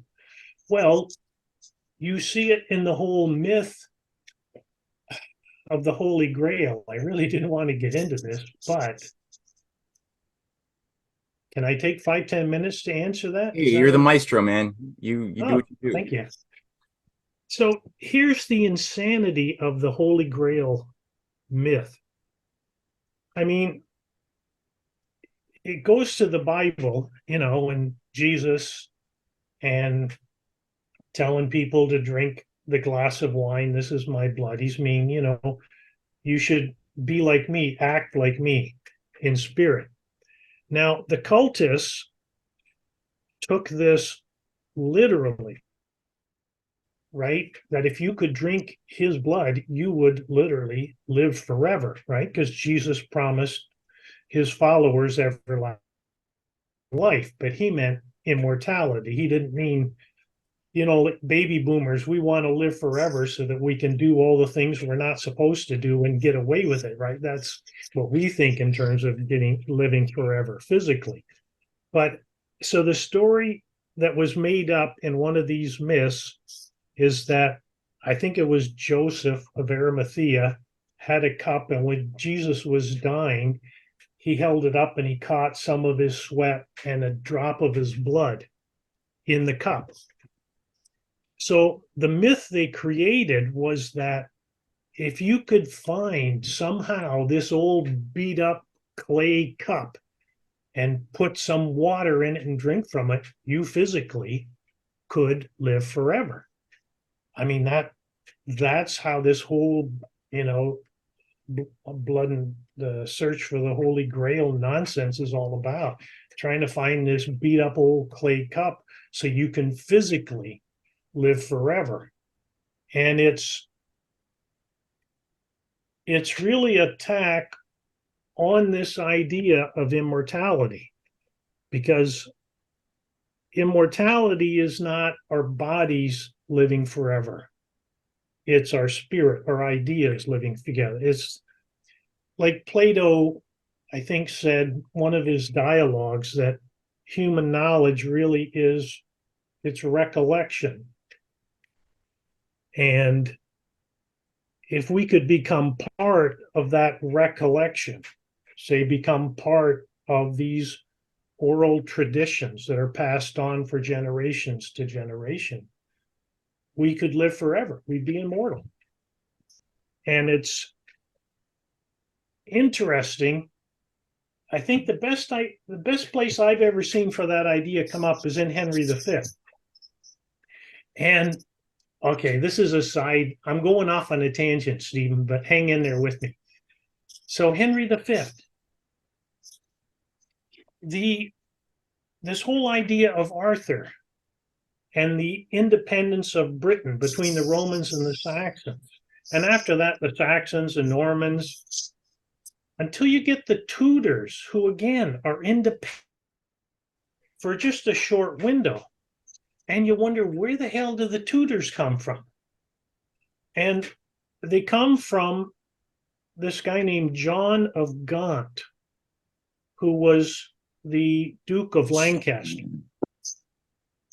So John of Gaunt, this gets interesting. He lived in Monmouth. His castle was in Monmouth, in Monmouthshire, which is where Geoffrey of Monmouth is from. It's where King Arthur ruled out of Caerleon in Monmouthshire. Now, so John of Gaunt, Lancaster, we'll call him Lancaster. So interesting guy. So his brother-in-law and his good friend is Geoffrey Chaucer. So Geoffrey Chaucer, I'm sure, was at Lancaster's castle in Monmouth all the time. So Lancaster's son becomes Henry IV. And his grandson becomes Henry V. Henry V is actually born in the castle in Monmouth. So I'm sure that when Henry V was growing up, his grandfather must have had Geoffrey Chaucer, teach him things, probably told him about King Arthur too, in fact. I'm sure he did. So in the play Henry V, Shakespeare, who's really Christopher Marlowe, my view of the play is that this is about Henry. This is about King Arthur. He takes his whole conception of what King Arthur was, and he puts him into his portrayal of Henry V. I don't know if Henry V was such a great king, but Shakespeare made him one of the greatest kings there was. So here you have this. Oh man, look. Okay, Wednesday is October 25th, which is the feast of St. Crispian. So in the play, England is fighting France, and at the end of the year, they want to just pack up their bags and go to quarters for the winter. And the French say, no, one more fight. So the French have got them outnumbered 5-1, 6-1. And the British are going, oh, man, we're not going to make this, And Henry V hears this, and he recognizes despair. If you have despair in your army, you're dead. You're finished. You've lost already. There's no use fighting. You're finished. So he gives this speech to kill despair among his troops. And it's probably one of the most famous speeches he gives in the play. And he actually brings up a symbol of immortality. And near the end of the speech, he says, this story shall the good man teach his son, which is a real interesting idea in terms of this idea of immortality, that the good man will teach this story to his son. And he says, this story shall the good man teach his son. And Crispian shall ne'er go by from this day until the ending of the world, but we in it shall be remembered. So he's showing to the average soldier the idea of immortality, what it really is. And I think this is how Marlowe, Shakespeare, was trying to attack this whole, search for the Holy Grail, this whole blood and soil thing, by getting at this idea of immortality, living forever by doing something that will be remembered, such that a good man will teach it to his son. So this whole blood and soil stuff is really nasty stuff. I mean, you see it in the Middle East today, right? All this talk about revenge, blood revenge. It's the same idea. It's really cultist, and it's deep, and it's coming from somewhere. And I'm sure, well, included with this holy blood, holy grail nonsense is something where the other part of the story is Jesus gets married to Mary Magdalene, and then they move to Europe, and that the royal families of Europe are direct descendants of Jesus. I mean, can you imagine the arrogance of these nobility of Europe that they try to claim they're descendants of Jesus? Oh my God. So anyway, yeah, this blood cult stuff is really deep, Stephen. It's Yeah. it scares me to go there. Maybe we'll get Cynthia to it. She's braver than us men. Okay. Thanks, Jerry. Okay. Yeah, no, it's weird how that came in. I don't know when exactly the British family started believing this themselves. Like we know Queen Victoria did, and George the Second and Third seems to have believed that they were also part of this. I don't know if it was when the Hellfire Club was taking over Britain and did that coup that brought in the Hanoverian bloodline around George the First.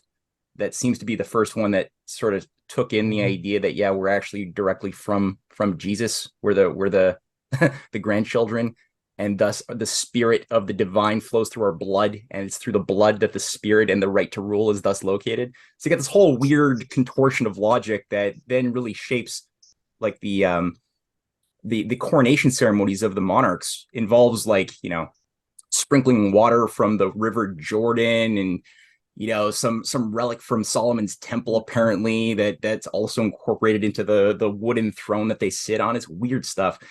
There's probably But drops of blood in there too, no I'm doubt. sure there's probably stuff when they put up that curtain that you're not supposed to see what's behind there. I don't want to think about what's going on or what they're drinking. But the thing that popped in my mind as you were just talking just now is Henry VII, and his son Arthur. Did you have any insights about like why Henry? Because Henry VII was one of the greatest grand strategists of our times, and you know he was working closely with Erasmus, with More, with the different leaders of the League of Cambrai that nearly destroyed Venice, and then he died like right before the League is like coming down onto Venice, destroying their military in 1509. Then King Henry VII dies. And Arthur is his first child. He names his kid Arthur. Did you have any thoughts about some of that story and what Henry VII was thinking? And was he direct? I guess he was probably very self-aware of the meaning of what naming your kid Arthur, who was supposed to be king, not Henry VIII, what that entailed. Do you have any thoughts on that? Well, I think Henry VII, who, you know, went to France, and I'm sure had the intelligence of what was really going on internationally, and also what it would mean for him to become king would be an independent king of Britain again, which since really the death after Arthur and Cadwallader, there were no British kings until the Tudors, except for a short period before the Tudors. Henry the Fourth, Fifth, and Sixth were the Lancastrians. They're like the stepping stone towards the independence of Britain again that you saw with Henry VII. And I do not think Henry VII named his son Arthur as a coincidence. He must have known, and he must have known the history, because he was also the grandson of Henry V, who had this direct connection to Arthur through Monmouth.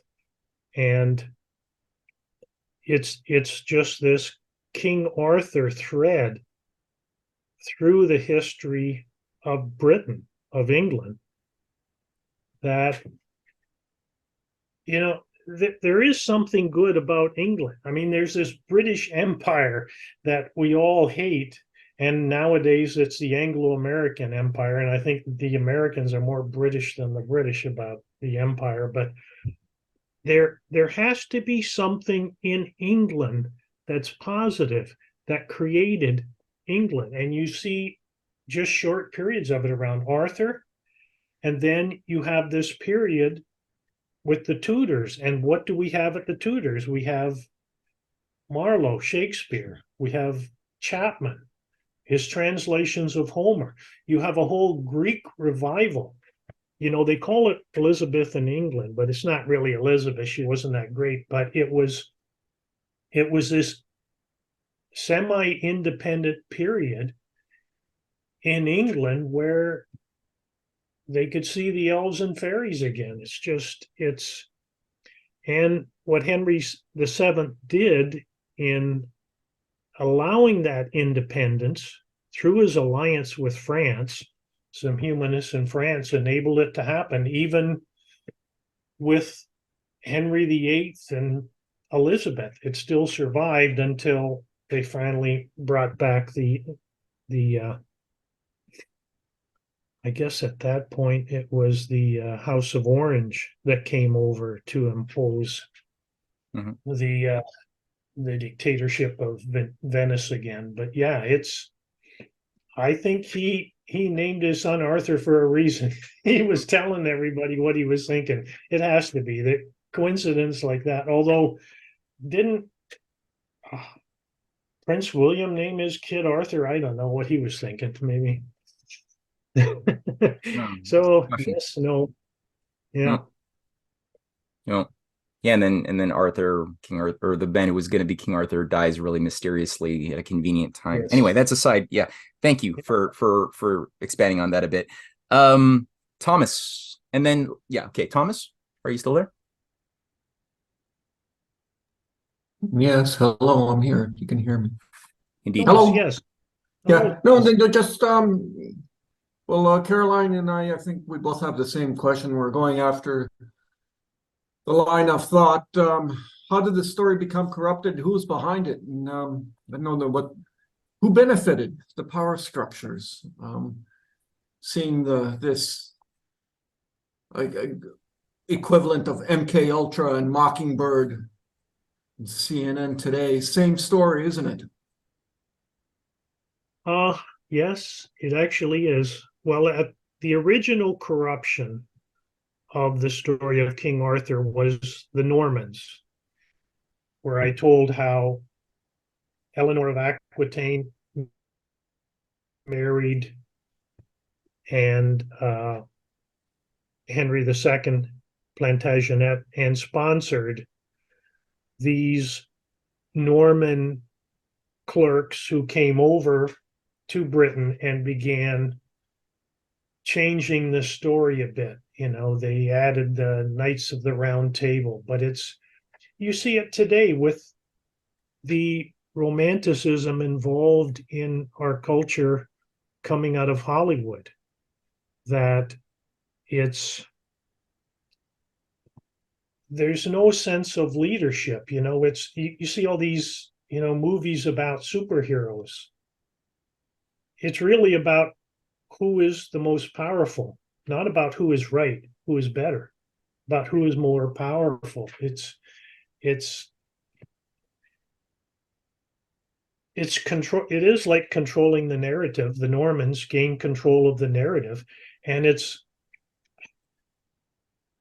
the best explanation of it that I have read recently is a speech given by the president of China, Xi Jinping, in 2016. And he launched a project called Cultural Confidence, that in order for your country to survive, to progress, you have to have a confidence in your culture. And you have to look to your past and understand your past and, try to emulate those heroes from the past who were good, so that you can then look into the future to decide what you should do. And he goes on in this article to develop this concept of cultural confidence, that if you are confident or proud of your culture, you can do amazing things. If you lack that confidence, you're going to be an underling. And what we have today is our cultural confidence is under attack massively by the MK Ultra deep state narrative. And you can see it, how they want to undermine the confidence of the average person that he's important, right? That every single person is important. It's, there's this old story that, God put us all here for a reason. And we spend the rest of our lives trying to figure out what it was. But there's an actual reason, there's a purpose for each one of us for why we were born now and where we were born. There's a reason for it. Few individuals figure it out and they become great. Most of us don't, but we're trying to, and it's that same concept of cultural confidence. I was put here for a reason. There's something I'm here to do. Because if you look at the world today, as bad as it is, this is one of the most exciting times ever to be alive. You look at the changes that are taking place, politically, what China's doing, what Russia's doing, what the Belt and Road Initiative is doing, what the Global South is doing. This is amazing to me. It's a real future. I hope I live long enough to see.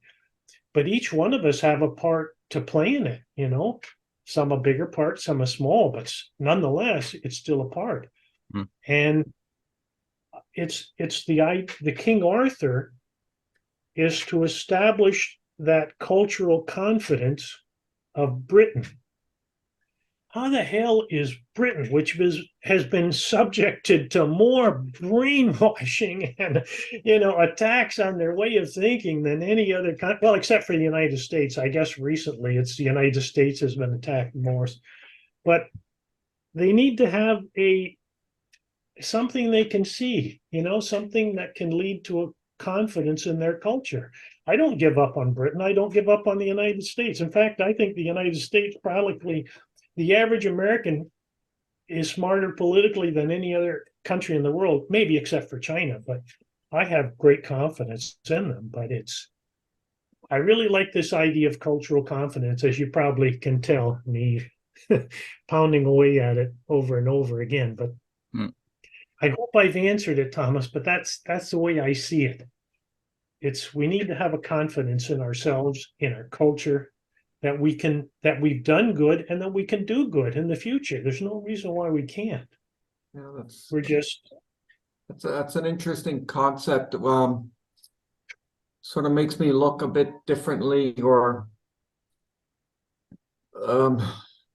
how can I say this? I noticed something like that when I arrived here, post-communist period.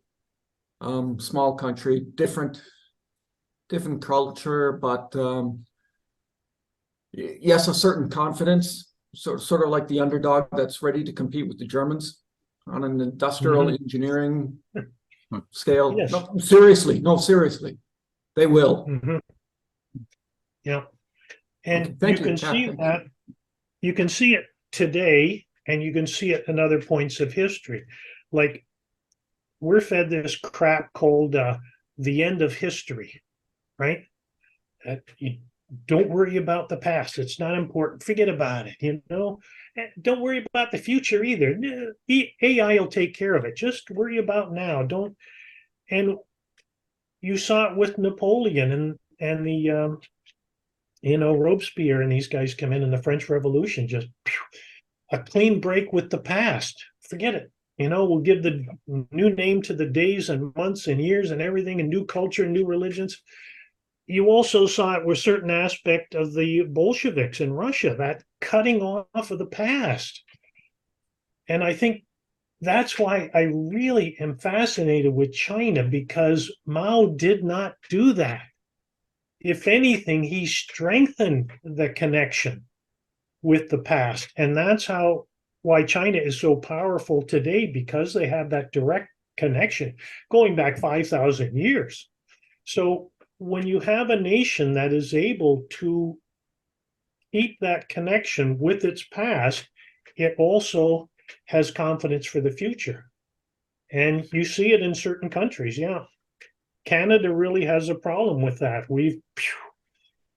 our past has been cut off for us constantly. They're trying to do that in the United States with this 1619 project nonsense, to actually cut America off from its great past, the American Revolution. If you can chop the history of the United States away from that so they don't have connection to their past, they're finished. They're a pushover. There's nothing there anymore.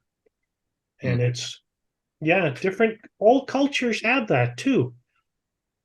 Yeah. And it's really the key to the culture. I mean, this is what Lyndon LaRouche used to say, that a culture is defined by a common language, and that it's through the language that your culture develops. And when you think of language, isn't language a myth? Isn't it a story? We have this idea in our head, and we try to figure out a way we can tell it to the next guy. So we invent this word, right? We stick this name on it. That name is just an idea. It doesn't exist.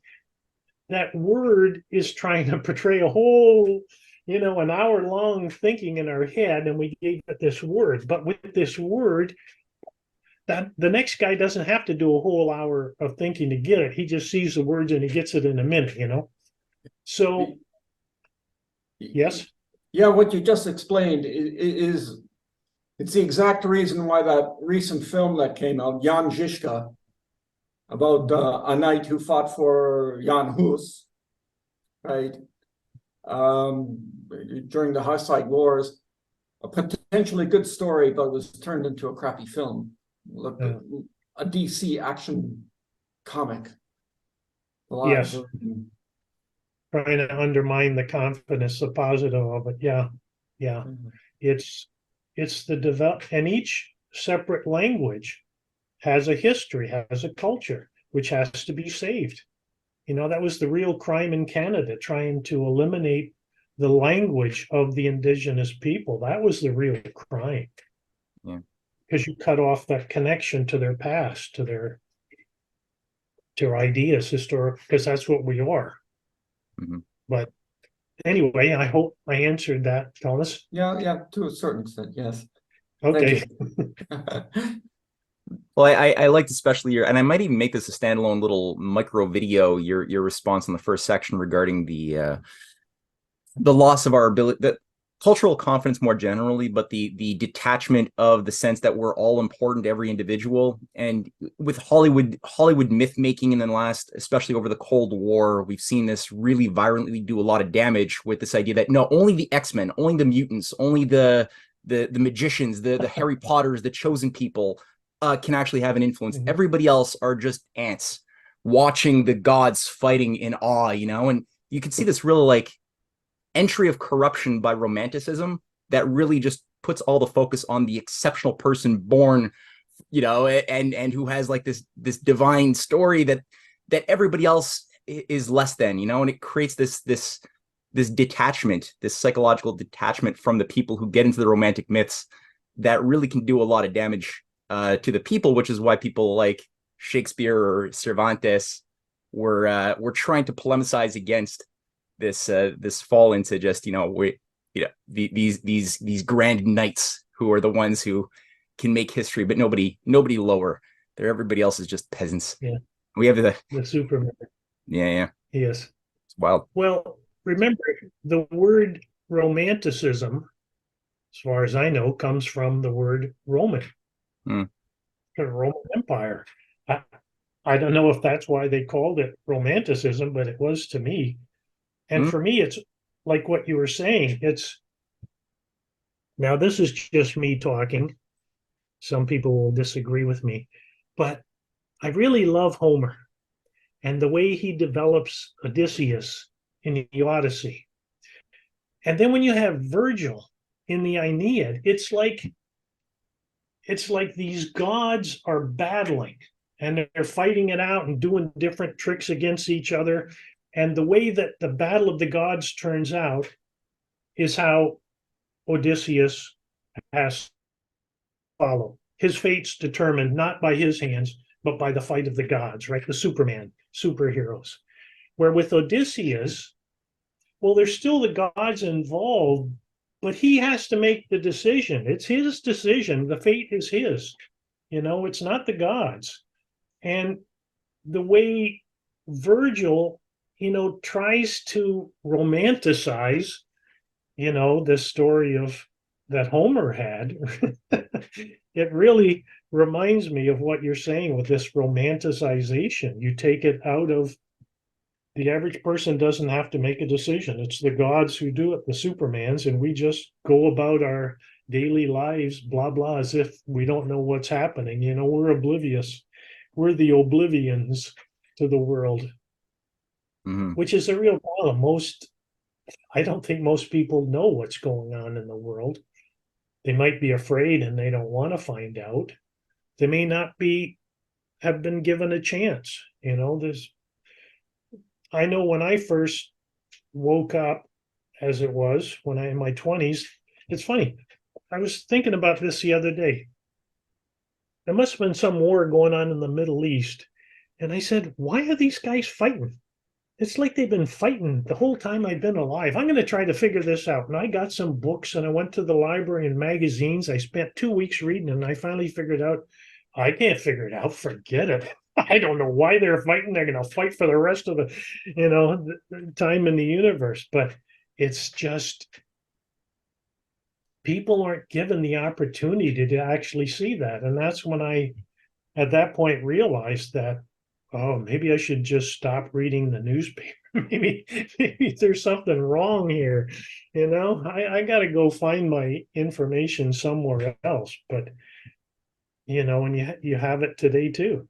Look at this mess in the Middle East. People are saying, oh, they've been fighting for thousands of years. Well, not really. It's really since the British started the whole mess in the 1920s. But, well, the British Empire, I shouldn't say the British did it. The British Empire did it.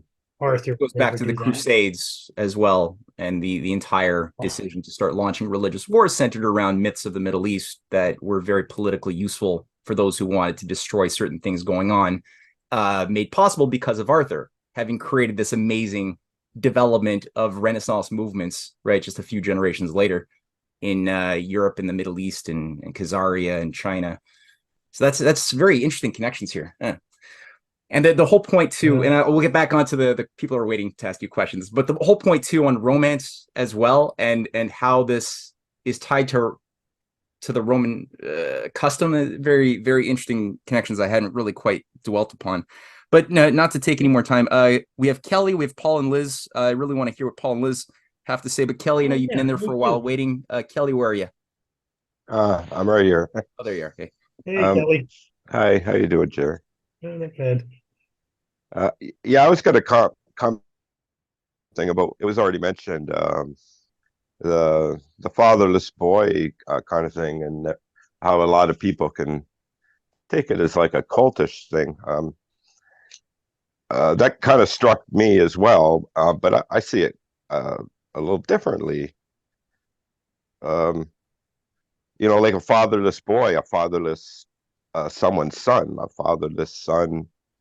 And then they mix it into a mortar. Like that sounds pretty cultish, but you can look at it as like mixing it into like a mortar, like in the foundation of like I think it was indestructible castle. And it's to me, I see that more like almost like a Jesus teaching, in the soul and with the Father, Son, and all. I don't know. I just try to see it in a positive sense that way. I think it was more like when they talk about Stonehenge and the stones, they had completely forgot that they were used for astronomical purposes, and they knew they were important, and they saw how big, and they thought if you poured water on these stones and caught it at the bottom and then bathed in it, and that would cure your disease. It's that's the magic part of it. Yeah, it's the same thing, that if you sprinkle this blood on it, it'll somehow make it indestructible. It's magic. But that's magic, like There's a But reality. also, there's also the question that, is this how they were trying to get rid of Merlin? Perhaps. Maybe. There's more to that story than meets the eye, but Merlin really gets a short shift in all of this fantasy stuff where they make him into this crazy wizard and all kinds of nonsense. When he wasn't, he was a soothsayer, which we still have soothsayers today. Matt's a soothsayer, he's trying to tell us what's going to happen in the future. If way things are going and the way they don't, you have all kinds of people who are trying to be soothsayers. You're not a magician. You're just saying, well, if this keeps going, that's what we're going to see. And it's bringing in a sense of reason to look at the whole thing. And I think that's what they were doing with Merlin. You also mentioned Arthur going to Iceland. Yes. I never heard that before. That would signify, that there's like these people were in Iceland before the Vikings and all that. Oh yes, they were there for a long time. And that could be a whole nother story we can talk about. Well, I mentioned it a bit when I talked about Homer and Odysseus, and that Jason made it all the way around Europe, and a couple thousand years BC there was probably transoceanic travel, but also they did the same thing to them. There's these old Norse myths which are interesting, but they've turned these into these crazy romantic things. Now they have these movies about Thor, and it's just garbage. Not that at all. No, it's not that at all. Well, even Hitler did it. They turned myths into this Thule society and all this craziness, and you can see how this romanticism can really easily develop into these cults or brainwashings where you don't try to reason this out. It just becomes, memorizing the different rituals and things to do. It's really, it's a lack of reason involved in this romanticizing of it. You've taken the property of thinking out of it, and it's just, connecto. That's how things work. Things happen by accident. It's just random. That's how we got here. Charles Darwin, just random mutation, pure chance. Well, the Nazis also, they had their own Black Order with their own, New Templar cult with their own round table and the whole Grail, myth that was repackaged just for them with their own Nordic tweaking. So yeah, there's stuff is relevant as far as like the type of myth making that really in shaping grand strategy and has some real geopolitical consequences on human life. The Paul new and Liz, normal. Paul and Liz, I've been waiting for a bit. Oh, sorry, go on. Yes. Okay, you guys have to take yourselves off. Paul and Liz, go ahead. You're on. I can't hear you. Good. Yeah, we've been kind of going along for years on the same track, 30 years or so, looking at this, and it became personal because this whole source of the Grail mythology came out of Wales in the 12th century, the early 12th century actually, and that was exactly the time when the Fitzgerald family wound up as Normans, wound up in Wales.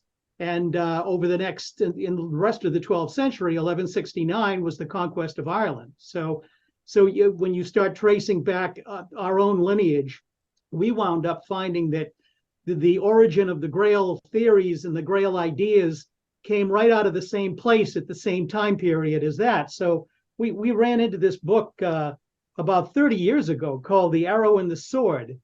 And it was written by a guy by the name of Hugh Ross Williamson.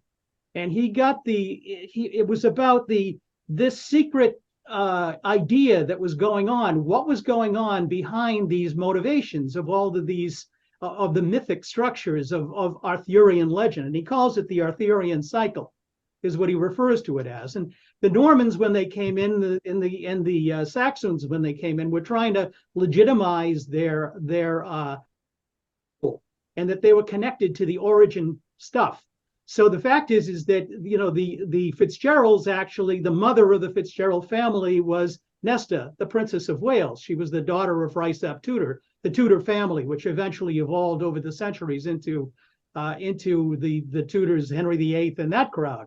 So there was a competition from the very beginning, and there was another book that we came across too 30 years ago, which was Strongbow's Conquest of Ireland. And Strongbow was a direct descendant of Rollo, who'd founded the Normandy. Mm-hmm. So you've got this competition, and they're working with Strongbow in Pembroke, and you've got this mythology that's going on in there, and it's absolutely bizarre because you keep coming across all of these things that we wound up, you know, the similarities between the two and the same people.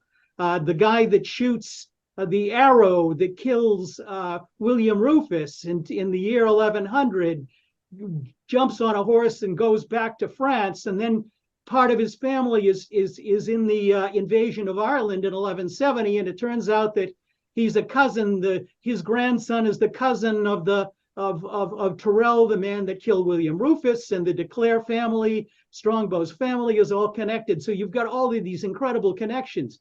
So at any rate, he hypothesizes this, and he builds a case for it. And I would recommend the book just as an addition to your research, because it deals with the issue of the origins of what the Holy Grail really was. Now, he's claiming that the origins of the Holy Grail was Mithraism, which was practiced by the Roman legions. And that the Mithraism, the mystery of the Roman legions bringing all of these things from the Near East, from Asia, into the Roman Empire all over the place. And what happens is you get this very hybrid mixture of this Celtic mythology that goes back into the Arthurian cycle, and it's mixed with these Eastern yes. philosophies. And it's, I mean, he said, if I might just read just one little passage here, he just really comes up with the most incredible thing when he says Dr. J.L. Weston, I'm sure you're familiar with From Ritual to Romance. That's the basis of this thing. And he cites that in terms, he says, Dr. J.L. Weston has established that the original stories which developed into the Arthurian romance, those of Percival and Gawain, had their rise in precisely those regions where Mithraic remains are known to exist. She has identified the original author, Blaharis, with Bledry, the son of Cadivor, who entertained William the Conqueror on his visit to Wales, and who died in the year that William Rufus ascended the throne.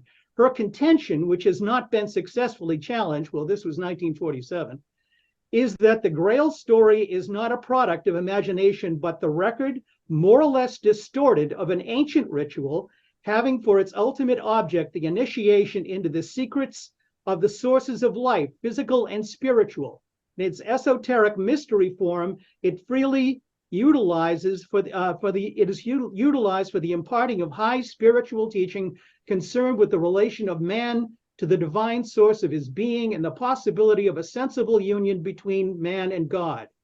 The recognition of this cosmic activities of the Logos appears to have been a characteristic feature of his teaching. And he says here, one more point, but he says that Anglo-Saxon conquest, the mixture of Druidism with after the withdrawal of the Roman legions at the beginning of the 5th century and the consolidation of Anglo-Saxon conquest at the beginning of the 6th, from the various waves of invaders, paganism was reintroduced by a version of old faith, at once more crude and more vital than Druidism.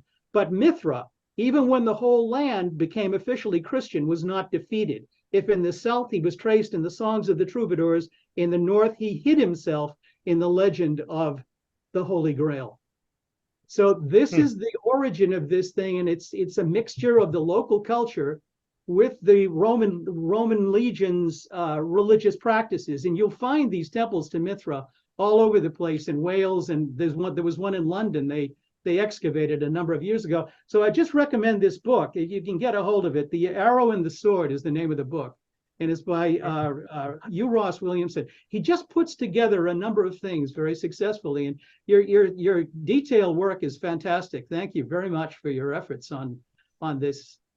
Especially on the Arthur legend. On the Arthurian legend, because it really is, it's fascinating. And this whole issue is very critical to Western civilization as far as we're concerned at this particular moment. People need to know the connections that go back. I mean, the Fitzgerald family, because of their descent from the Welsh, they write in this Geraldus Cambrensis, Gerald of Wales wrote extensively about his own family. And he wrote about the fact that they believed that they were connected to Troy and the foundation of Rome. And it persists even up till today. There was a discussion, there was a huge book put out by Trinity College, a study that was done, Trinity College in Dublin, about 7 or 8 years ago, about the Fitzgerald family and what's going on with these people. They kept saying, you know, their influence, how did they get this influence with the Normans and get appointed to all these different positions and then crushed. The Earl of Desmond was crushed in the 1580s by the Elizabethans because he had identified with the original feelings of the Celts, of the Gaels and the Welsh, and they were connected to them. So at any rate, thank you very much for your thank you. patience. That connection to the Mithrical is very interesting because it would explain a lot where this, it does, because also the Normans were, you know, one of the biggest supporters of the Crusades, that the Venetians, and even the Northern Crusade that they don't talk about much, where, you know, they go against Russia with Alexander Nevsky and all of that. But that's very interesting. But it's also too, during that time period, you've also got the Operation Barbarossa. You've got Geraldus Cambrensis talks a lot about Barbarossa and raising money for the crusade that he was proposing during that same era. So you've got the Renaissance of the 12th century. There's a lot going on in the 12th century, especially this transfer from the pagan rituals to the more the French Grail rituals, which were the romantic version of what they were trying to do, and they were romanticized for a purpose. You get linked to the Crusades to Jerusalem. You get this whole influence of the Merovingian thing. So it's like you're opening a door into this whole European history that goes back to, you know, to Merovee and the House of David, and you know, in it. So it's like it's almost bewildering when you first look at it, but it does make sense from a political view. If you're a 12th century European baron, I suppose, you know, it makes sense because it justifies your existence. Yeah. and Barbarossa. Oh, sorry. Yeah, go speak. But I'm going to ask Paul about Barbarossa as well. But like you're saying that there's a crusade or link to the Operation Barbarossa name. Is that what you're? Oh no, the name. No, I mean, the they name, chose Hitler and his gang chose Barbarossa because it was this crusade, this Germanic crusade to the Holy Land. Wow. That's what they did. That's why they chose it. When they went into Russia, I remember someone years ago in an interview speaking about the fact that the German troops had the Holy Grail on their lips as they embarked on this Operation Barbarossa against Moscow. Wow. And that it was considered to be in the inner workings, certainly of the SS, to be a holy crusade. Wow. That was based on Barbarossa's campaign against Jerusalem in the late 12th century. I believe he was killed on the way there. He fell off his horse in the middle of a river and drowned, I believe. But that was Barbarossa was and Cambrensis talks about it in his Expugnatio Hibernica, the invasion of Ireland, the war for Ireland. He talks about raising money and going around trying to help Barbarossa raise money for his crusade. So you're dealing with the same people, and they're all rooted in Wales, and Wales is where this whole business with Cadwor, and Bledry are coming from, the origin of the Holy Grail, and that's derived from the Mithraism. So that's your lineage right there. Mithraism has been spread all over Europe. It's spread into Ireland. It reaches as far as Wales, and they imbue it with this kind of Celtic mysticism, this Druidism, whatever Druidism was at the time, degraded as it was. It was at one point what they W.B. Yeats talks about it a lot, and Evans Wentz talks about it a lot in Fairy Faith and Celtic countries. He talks about the nature, and as it is above, so is it below. That's another part of the equation, and that's the Hermetic aspect of it. That was Alexander Burns thought he'd found it in Afghanistan, and the man who would be king. You're dealing with it. You're dealing with it specifically. Look at the assassination of Becket in the cathedral. You're dealing with the transfer between Becket was a Saxon and Henry was, of course, an Angevin. But the fact is that you're dealing with the transfer of the pagan rites with the four knights who enter the cathedral, fours for the Pythagorean, and then the three knights who carry out the execution, which is the Christian aspect of it. So Williamson deals with the nature of that transfer and what was going on in terms of the symbolism and the number, in the way in which it was even reported. It's fascinating. I mean, it was obscured, the secret codes that were being put out, which eventually got incorporated into Masonry. I mean, this is the transfer from the Knights Templar to the Masons and all of these different things. I mean, you've got this whole panoply of agendas that are going on, and they're kind of merging, they're mixing. You get the syncretion of ideas. But it starts in Wales with this in the 12th century, in the early 12th century. And it turned out that, JFK's Fitzgerald family was right in the middle of it. So in the invocation of Camelot for his administration, I said, where did that come from? Why would they refer to that? So we actually, we went back to Ireland at one point and met up with the Knight of Glyn, who it turned out was the Black Knight.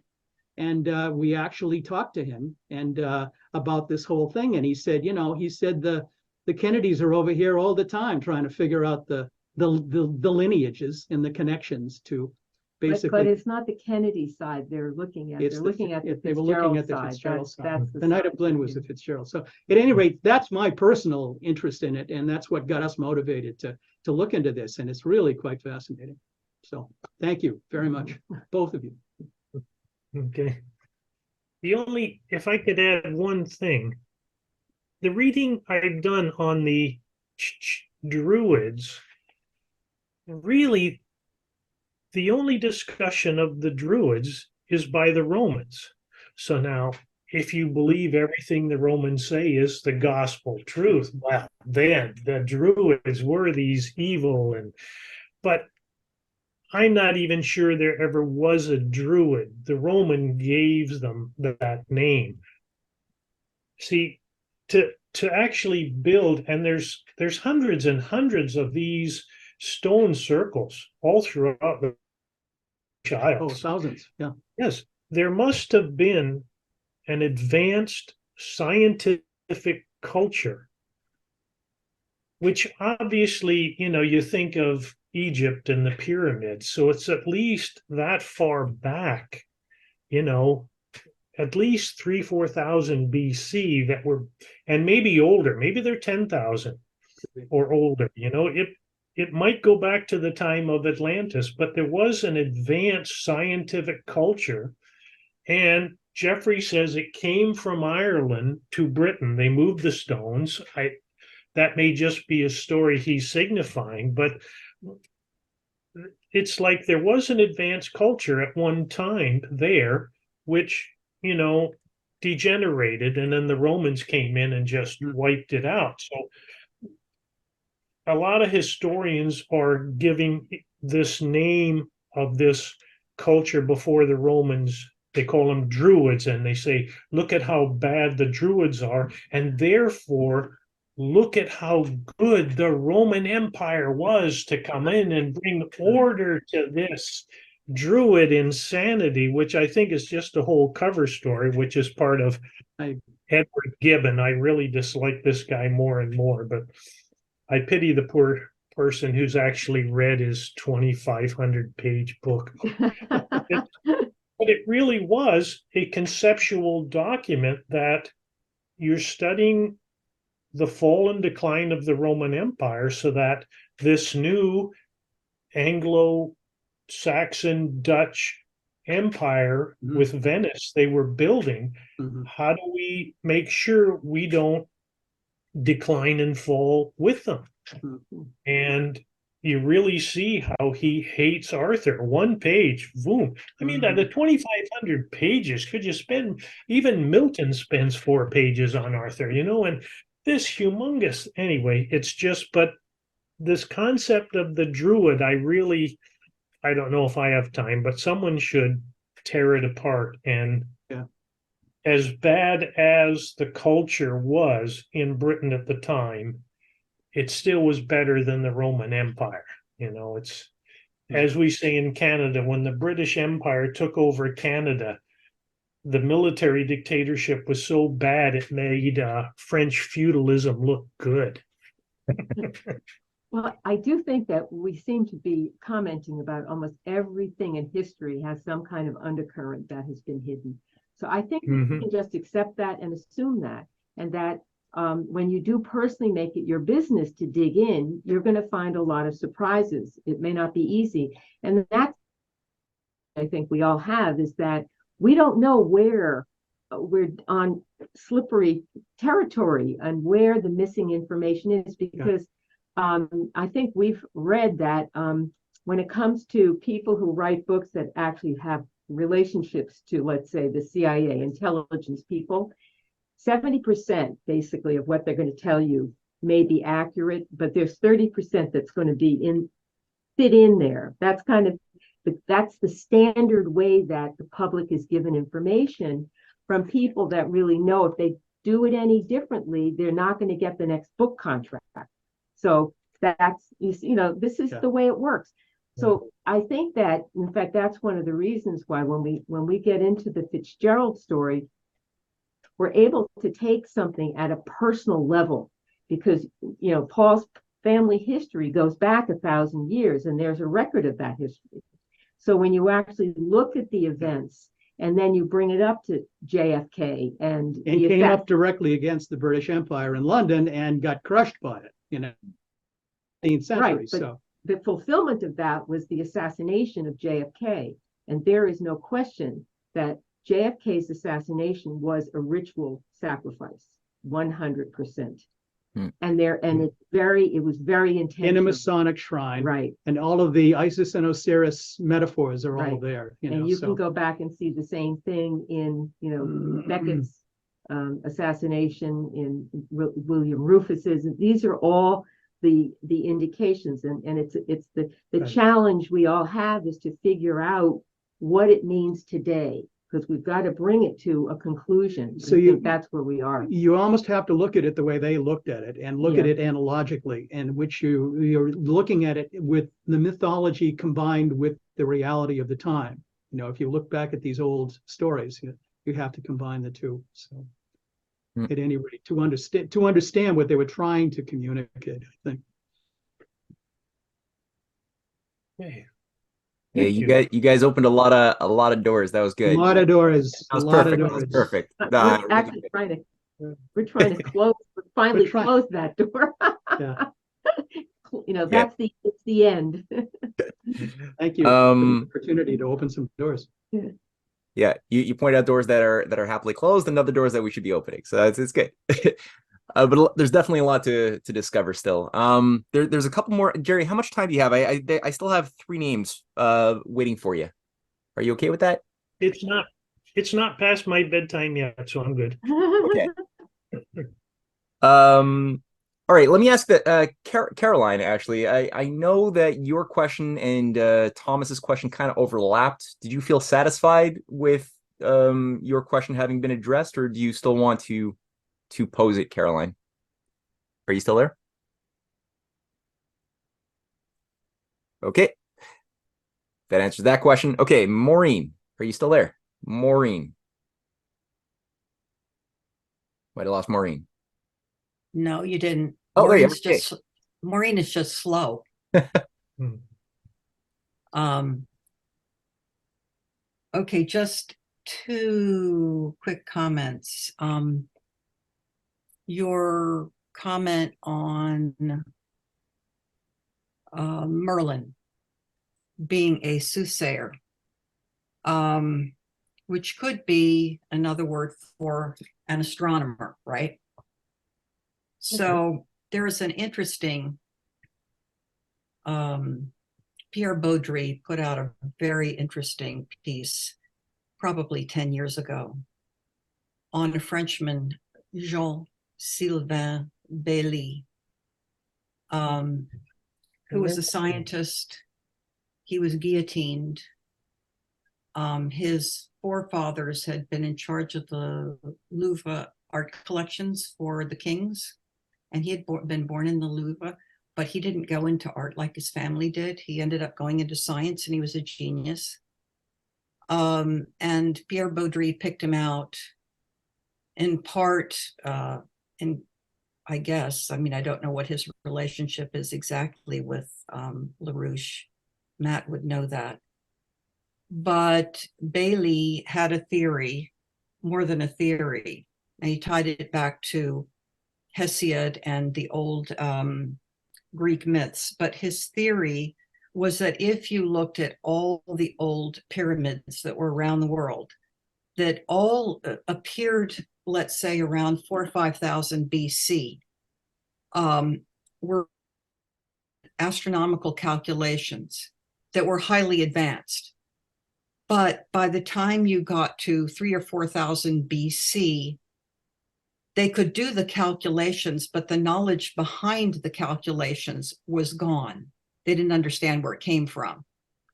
And Bailey points out that most likely, he does it with sort of certitude, there was something called transatlantic navigators, which came from a culture that was a sea culture before culture became a land culture.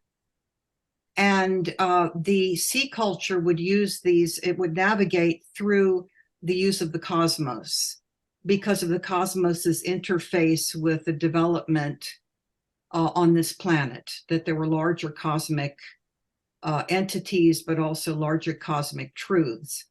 And they track it back again to Plato as a much more recent iteration of the same kind of knowledge coming through Egypt.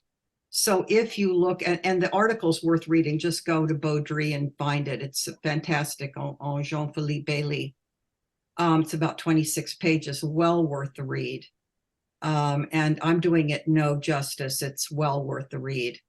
So they track it at the most recent iteration being Plato, but he does bring up the Hesiod's theogony, and he tracks what all the gods really meant as forms of cosmic radiation, and that this is one of the telltale signs through these myths. They were actually astronomical guidance.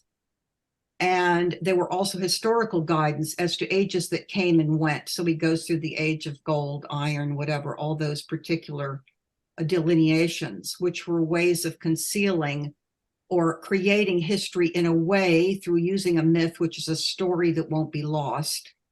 Through creating a myth, you can keep the story alive. And of course, the understanding of what the story meant would either be revealed to initiates where the knowledge was carried on through many thousands of years, or people who somehow found their way to some sense of what the mythos really meant. So the commentary on Hesiod's incredible. But if you look at Merlin as a potential navigator, an astronomer and a navigator, then you can begin to go back to the monuments.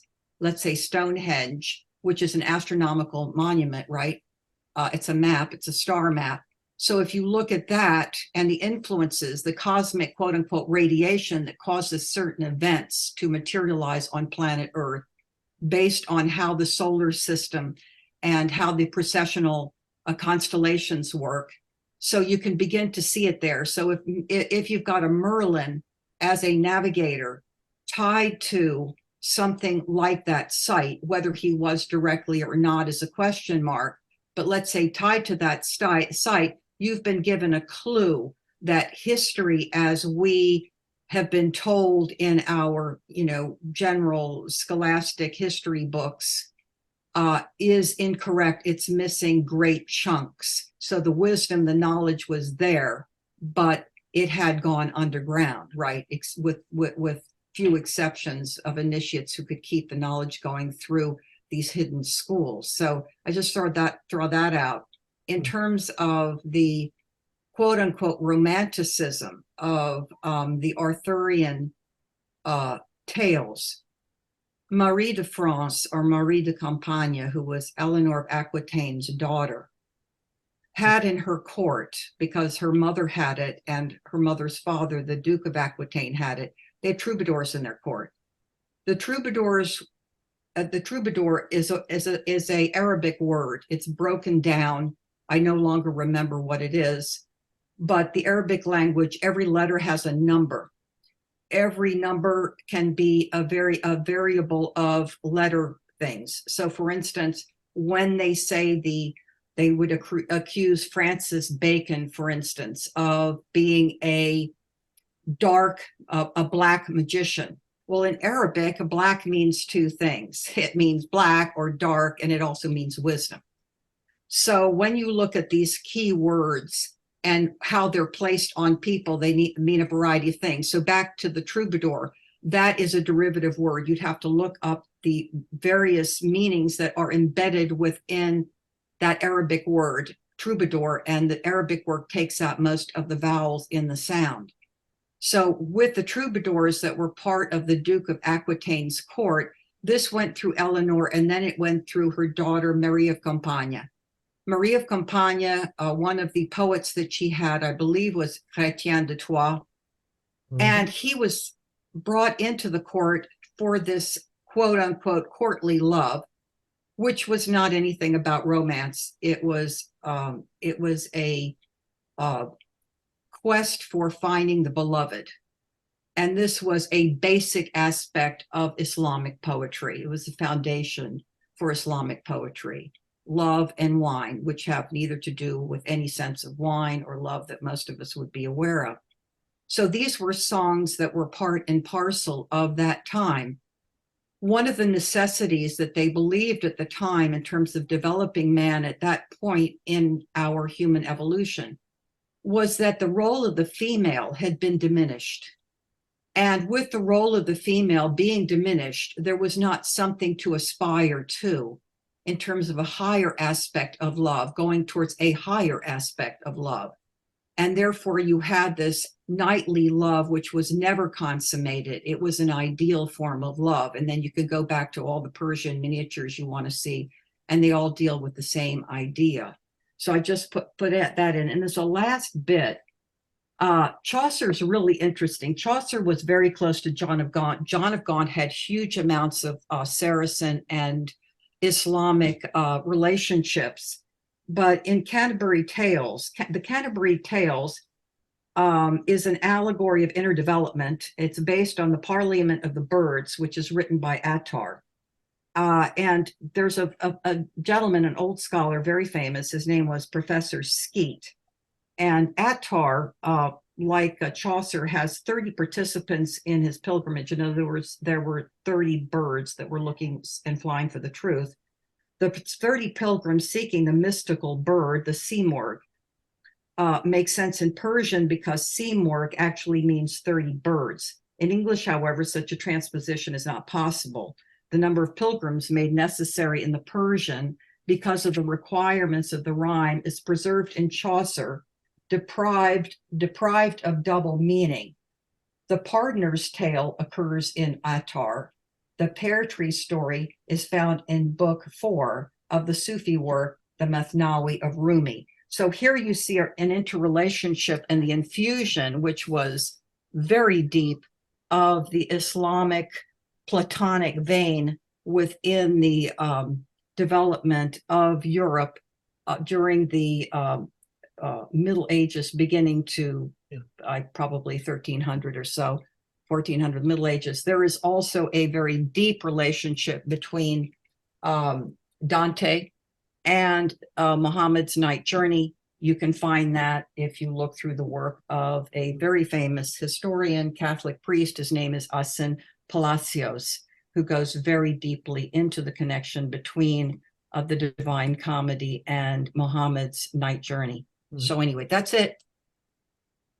Okay, I'm just going to take a break for 1 minute. I'll be right back. Sorry. Here, I'll fill in for a moment while we're waiting for Jerry.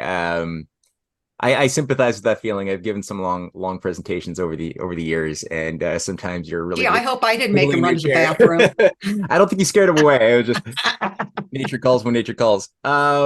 No, that's really interesting, and I know that Dante as well was immersed in a study of Islam as well, and the fact that there's a bit more nuance as well, right? Like I didn't know that there was a connection between some of the different so-called night romances and the stories of Persia and the Islamic world. I didn't know that, and it's true. Like there's a journey of the soul from the cave of shadows into the light of reason. Like there's a certain metaphor that could be seen in a humanist approach to drawing out some of these stories of the combats of the night, of various nights, which are not destructive, and actually bring our like do what Dante does in his Commedia to bring the soul to self-awareness of the divine in a very good sense. So very, very interesting points of connection that go. A lot of really good stuff in there, Maureen. Thank you for painting that brushstroke. Jerry is back. And I would just suggest Robert Graves. I mean, Robert Graves is a great person to read. And a lot of his research great. He was a brilliant thinker and did not work by the book, and was probably England's last great poet laureate. Yeah. Anyway, he's well worth looking into. But Asin Palacios, if you can get any of his work, well worth it. If you could maybe find a link to something that you'd recommend as a starting point, maybe would you be able to put a link to it in the chat box? Sure. I would just say I'll put Bailey's name in there. Oh, Bailey. And if you read, I would definitely read, if you want to know the history of Islam in the West, I would definitely read Idris Shah's The Sufis. I'll put that in there. Robert Graves did the foreword to that, and he also worked on it on the rewriting, the real writing of the Omar Khayyam poem. Okay. With the Shaw brothers. Anyway, I'll put that link in there. It was written any number of years ago, and of course scholarship has finally caught up with it. Okay. But I'll put a bunch of names of scholars that are quoted in that are referred to in that book, just so that Shaw could get people to read it at the time. Anyway, it's a brilliant book, but the Jean-Philippe Bailly, I'll put that down to excellent. Look it up. Yep. There are not many copies of his work left. I bought one that said it was the last one. But I will tell you that Pierre Baudry stuff is unbelievable. Unbelievable. I can testify to that, and I'm sure Jerry could too. Yeah, Jerry. I read that article that Pierre wrote when it first came out. So I am with you 100% on that. And in fact, this is about 20 years ago when I first started trying to investigate Canadian history. And first couple things I wrote, and I sent them to Pierre to get his opinion. And of course, he tore it up, shredded it. It's all. But at the end, he offered me some advice, and I've never forgotten it. He said, pay attention to the intention, so that when you try to figure out anything that's going on, look at the intention of the person, both who did it, but also why they're writing it. Like someone who writes a story, why did they write it? What was their intention? And I think that's what a lot of what we've just been discussing, and also with Paul Fitzgerald, has really been about, is the intention. And I've read Chrétien de Troyes. Maybe it's just the translation I read, but I did not like him. I did not think he was writing about ideal love. I think it was romantic. It was superficial.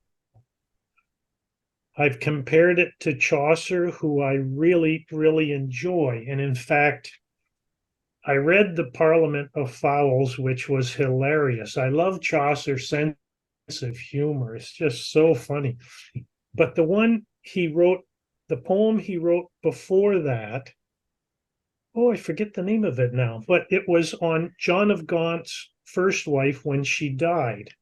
And Chaucer wrote a poem, a story about a knight whose beloved had died, and trying to get at why. And he develops the concept of compassion as the basis of love. And I just don't see that in de Troyes. There's no compassion in there. It's all lovey-dovey stuff to me. Maybe it's my translation. I don't know, but that's why I disliked it. But it is a romantic attack on the story of King Arthur that he develops it. And he began writing, his last story he was writing was on the Holy Grail, and he died before he finished it. So another guy finished it, and over the years, a lot of people have added to it. So it's become a big, long thing, but I don't see Chrétien de Troyes, but I do see Chaucer. You're right on Chaucer. And I never thought of that, the comparison of the Parliament of Fowls with the Canterbury Tales. That's interesting. But also, I would just caution you, Marie de Campagne was not a frivolous woman. So I would say, and there were a lot of poets that she had going through her court. I haven't read any. I can't argue your point. I can't argue your point against you because I haven't read any of the stuff recently. I mean, this is stuff I was reading when I was in my 20s. God, I don't really remember my name anymore. But so I think it's worth looking at again. It would be similar to people reading, let's say, the Song of Songs and saying it's kind of a lascivious tale because it seems to be fairly erotic if you look at it. So I'm not sure what the developmental methods are. I'm not sure whether the words are mistranslated. If I were to read the Rubaiyat by Fitzgerald and the Rubaiyat by Omar Ali Shah, I would say they're two different books. And the Fitzgerald thing is a piece of crap, which it was because it's a very poor translation.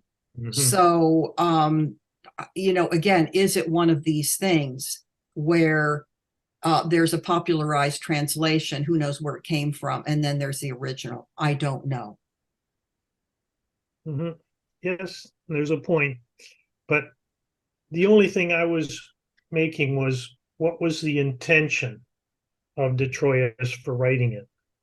Not so much what's in the poem. Why was he writing it? That's what I look at in terms of the history. Well, why was he paid to write it, and who paid him to do it, and what was the intention of that individual? I think for me, I would just add the Crusades are so much more important to everything than I ever realized and it only started really sinking in the last couple of years, just how much this has been shaping everything. And it was really, the Crusades are probably the most satanic evil thing that ever was unleashed onto humanity in the last 2,000 years, which they've been trying to revive now. But anybody who, I would always ask, well, who were the players who did the most to initiate and play a role in the dynamic that made, especially the Fourth Crusade, possible, that consolidated Venice's control over the world and destroyed Constantinople? Because that was like the key point of the greatest maximum consolidation of the power of Venice, where they had Christians killing Christians on the way to the Middle East, that they never made it to the Holy Land, so they just sacked Constantinople instead.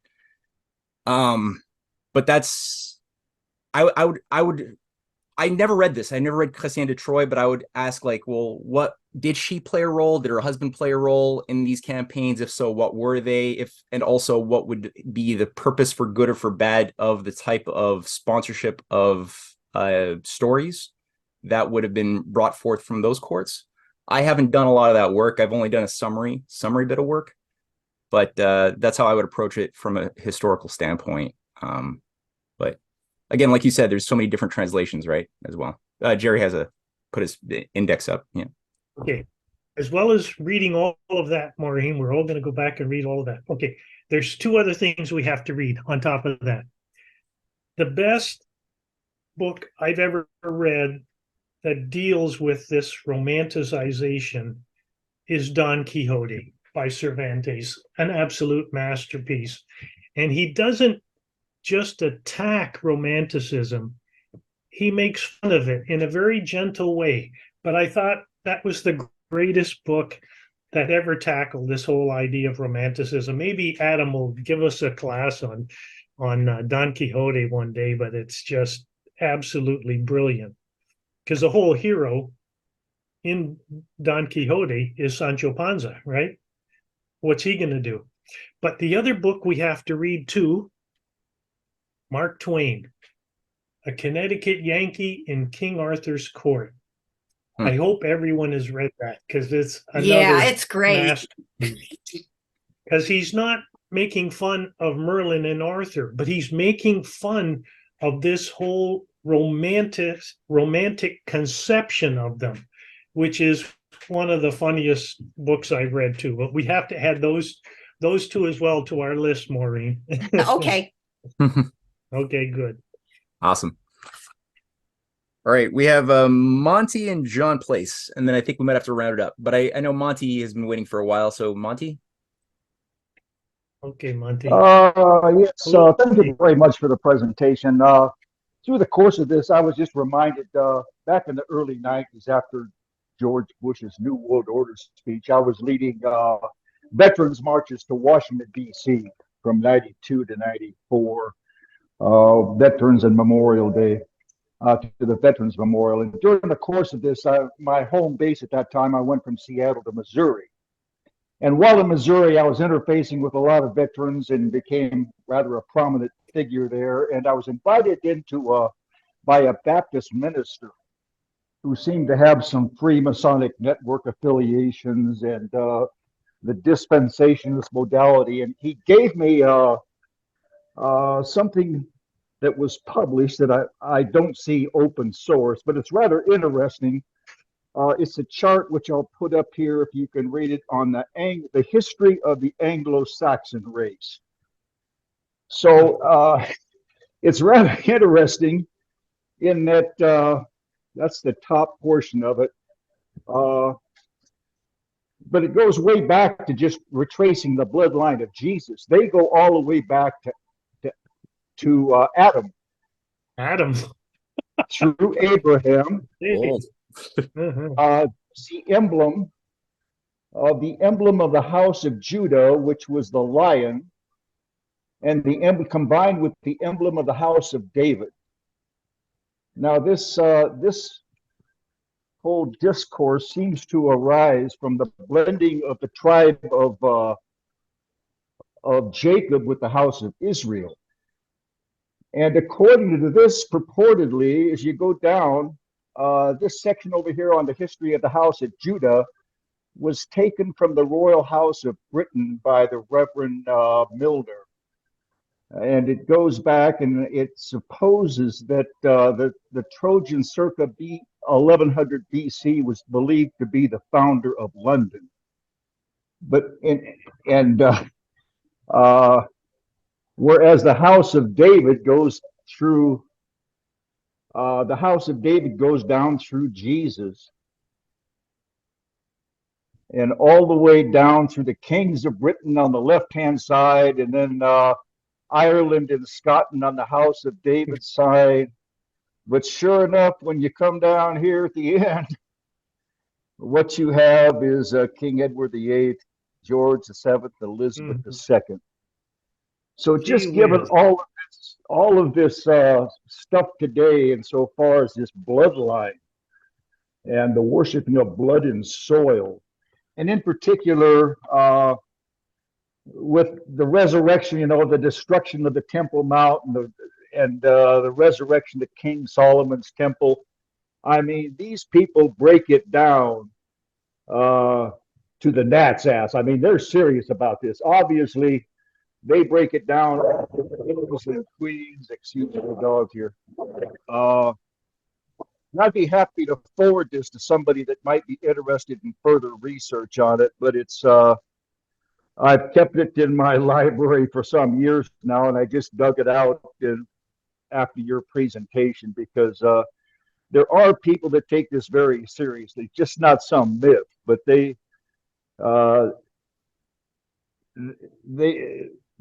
is the bloodline they actually worship. And as you see from the house of Judah, they're saying that according to this, that Asacarius Cyprus of Anacus was actually the founder in 1100 BC of London. And then simultaneously the house of David with the other bloodlines. So they're looking at these two bloodlines intermixing and coming about where it's to today. That's how they look at things. So just wanted to give you that little nugget. Yeah.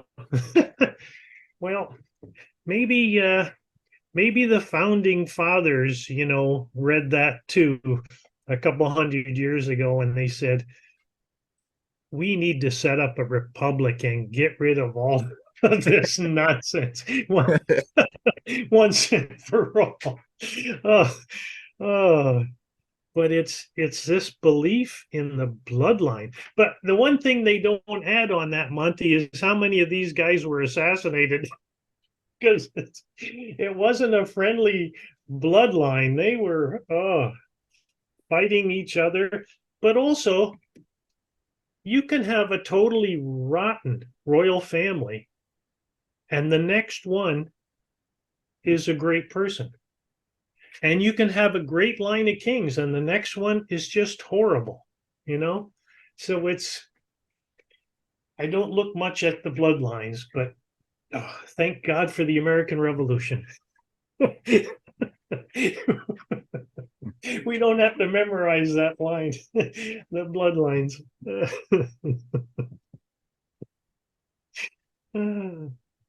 John, I'll give you the last follow-up question. Are you still there, John? John may not be here. I don't see. There he is. I'm here. Yeah. Okay. Yeah. Here he is. Yes. Oh, thanks.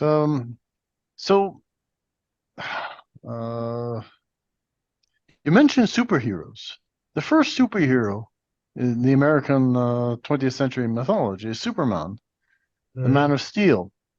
And he was created because there actually existed a real Man of Steel, Joseph Vissarionovich Stalin. So the point that who had successfully led the Soviet Union in the defeat of Nazi Germany, as well as the defeat of Imperial Japan. So that's just another example of transforming real people into mythological characters, which quite often have nothing to do with the original real people. And of course, Stalin didn't defeat Nazi Germany and Imperial Japan by himself. It was the sacrifice of millions of people who led to those victories. Matt mentioned the Crusades, and so did you. You mentioned the Northern Crusade. Well, there was actually a number of Northern Crusades, and the very first one was the Wendish Crusade in 1147. And so Russians today consider that to be the first war against Russia. Now, the actual territory is what's now called Mecklenburg, it's northeastern Germany. But the point is that it was a genocide of the Slavic population that lived there. So the Battle of Alexander Nevsky in Lake Peipus was 1242. That's almost 100 years later. But the point is that the initial battles against the Slavs by the Germanic kingdoms, or started 100 years earlier. And Mhm.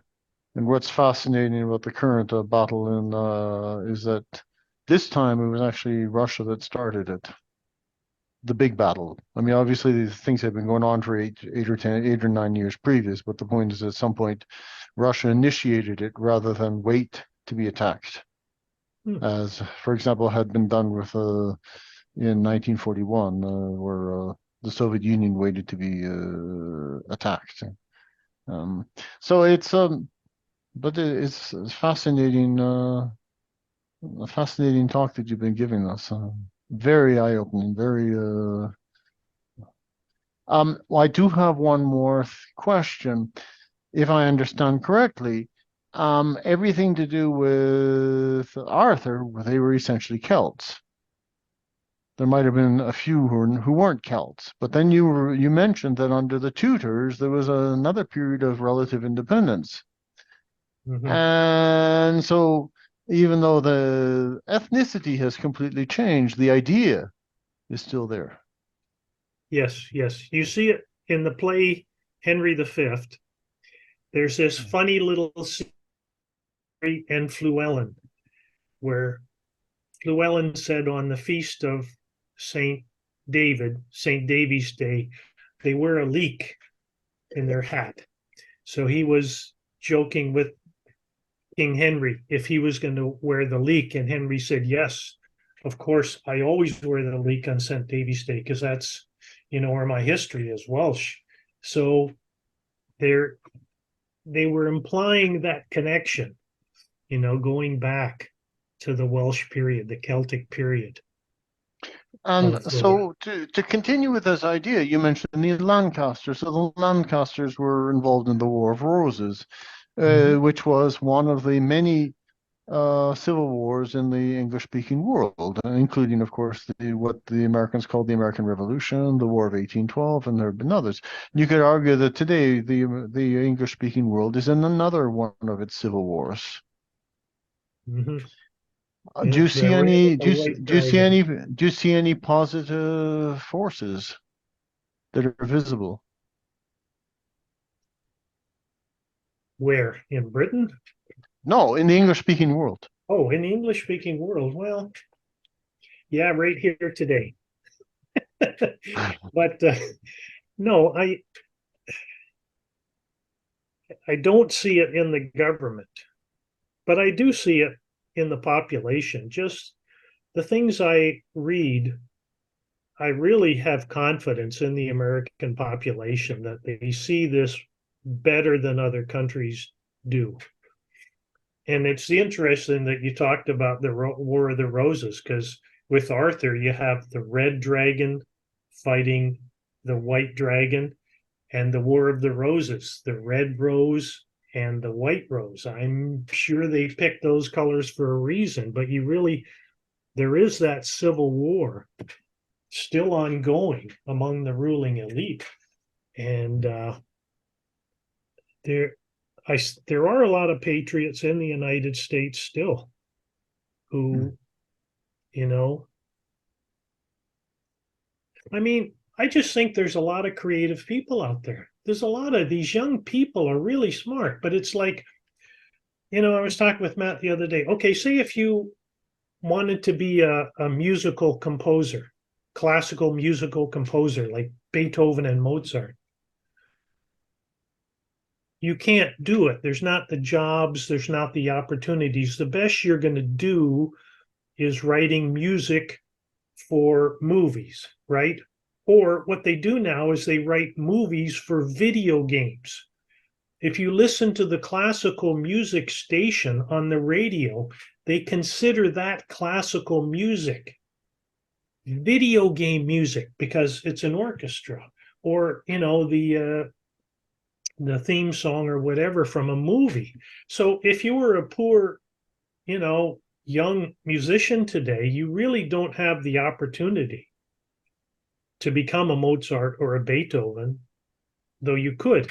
What if you wanted to be a writer? Well, you write one book and it sells, and then they make you write a million more with the same template and the same plot and everything, and you keep writing them till people stop buying them, and your creativity is completely destroyed by then anyway.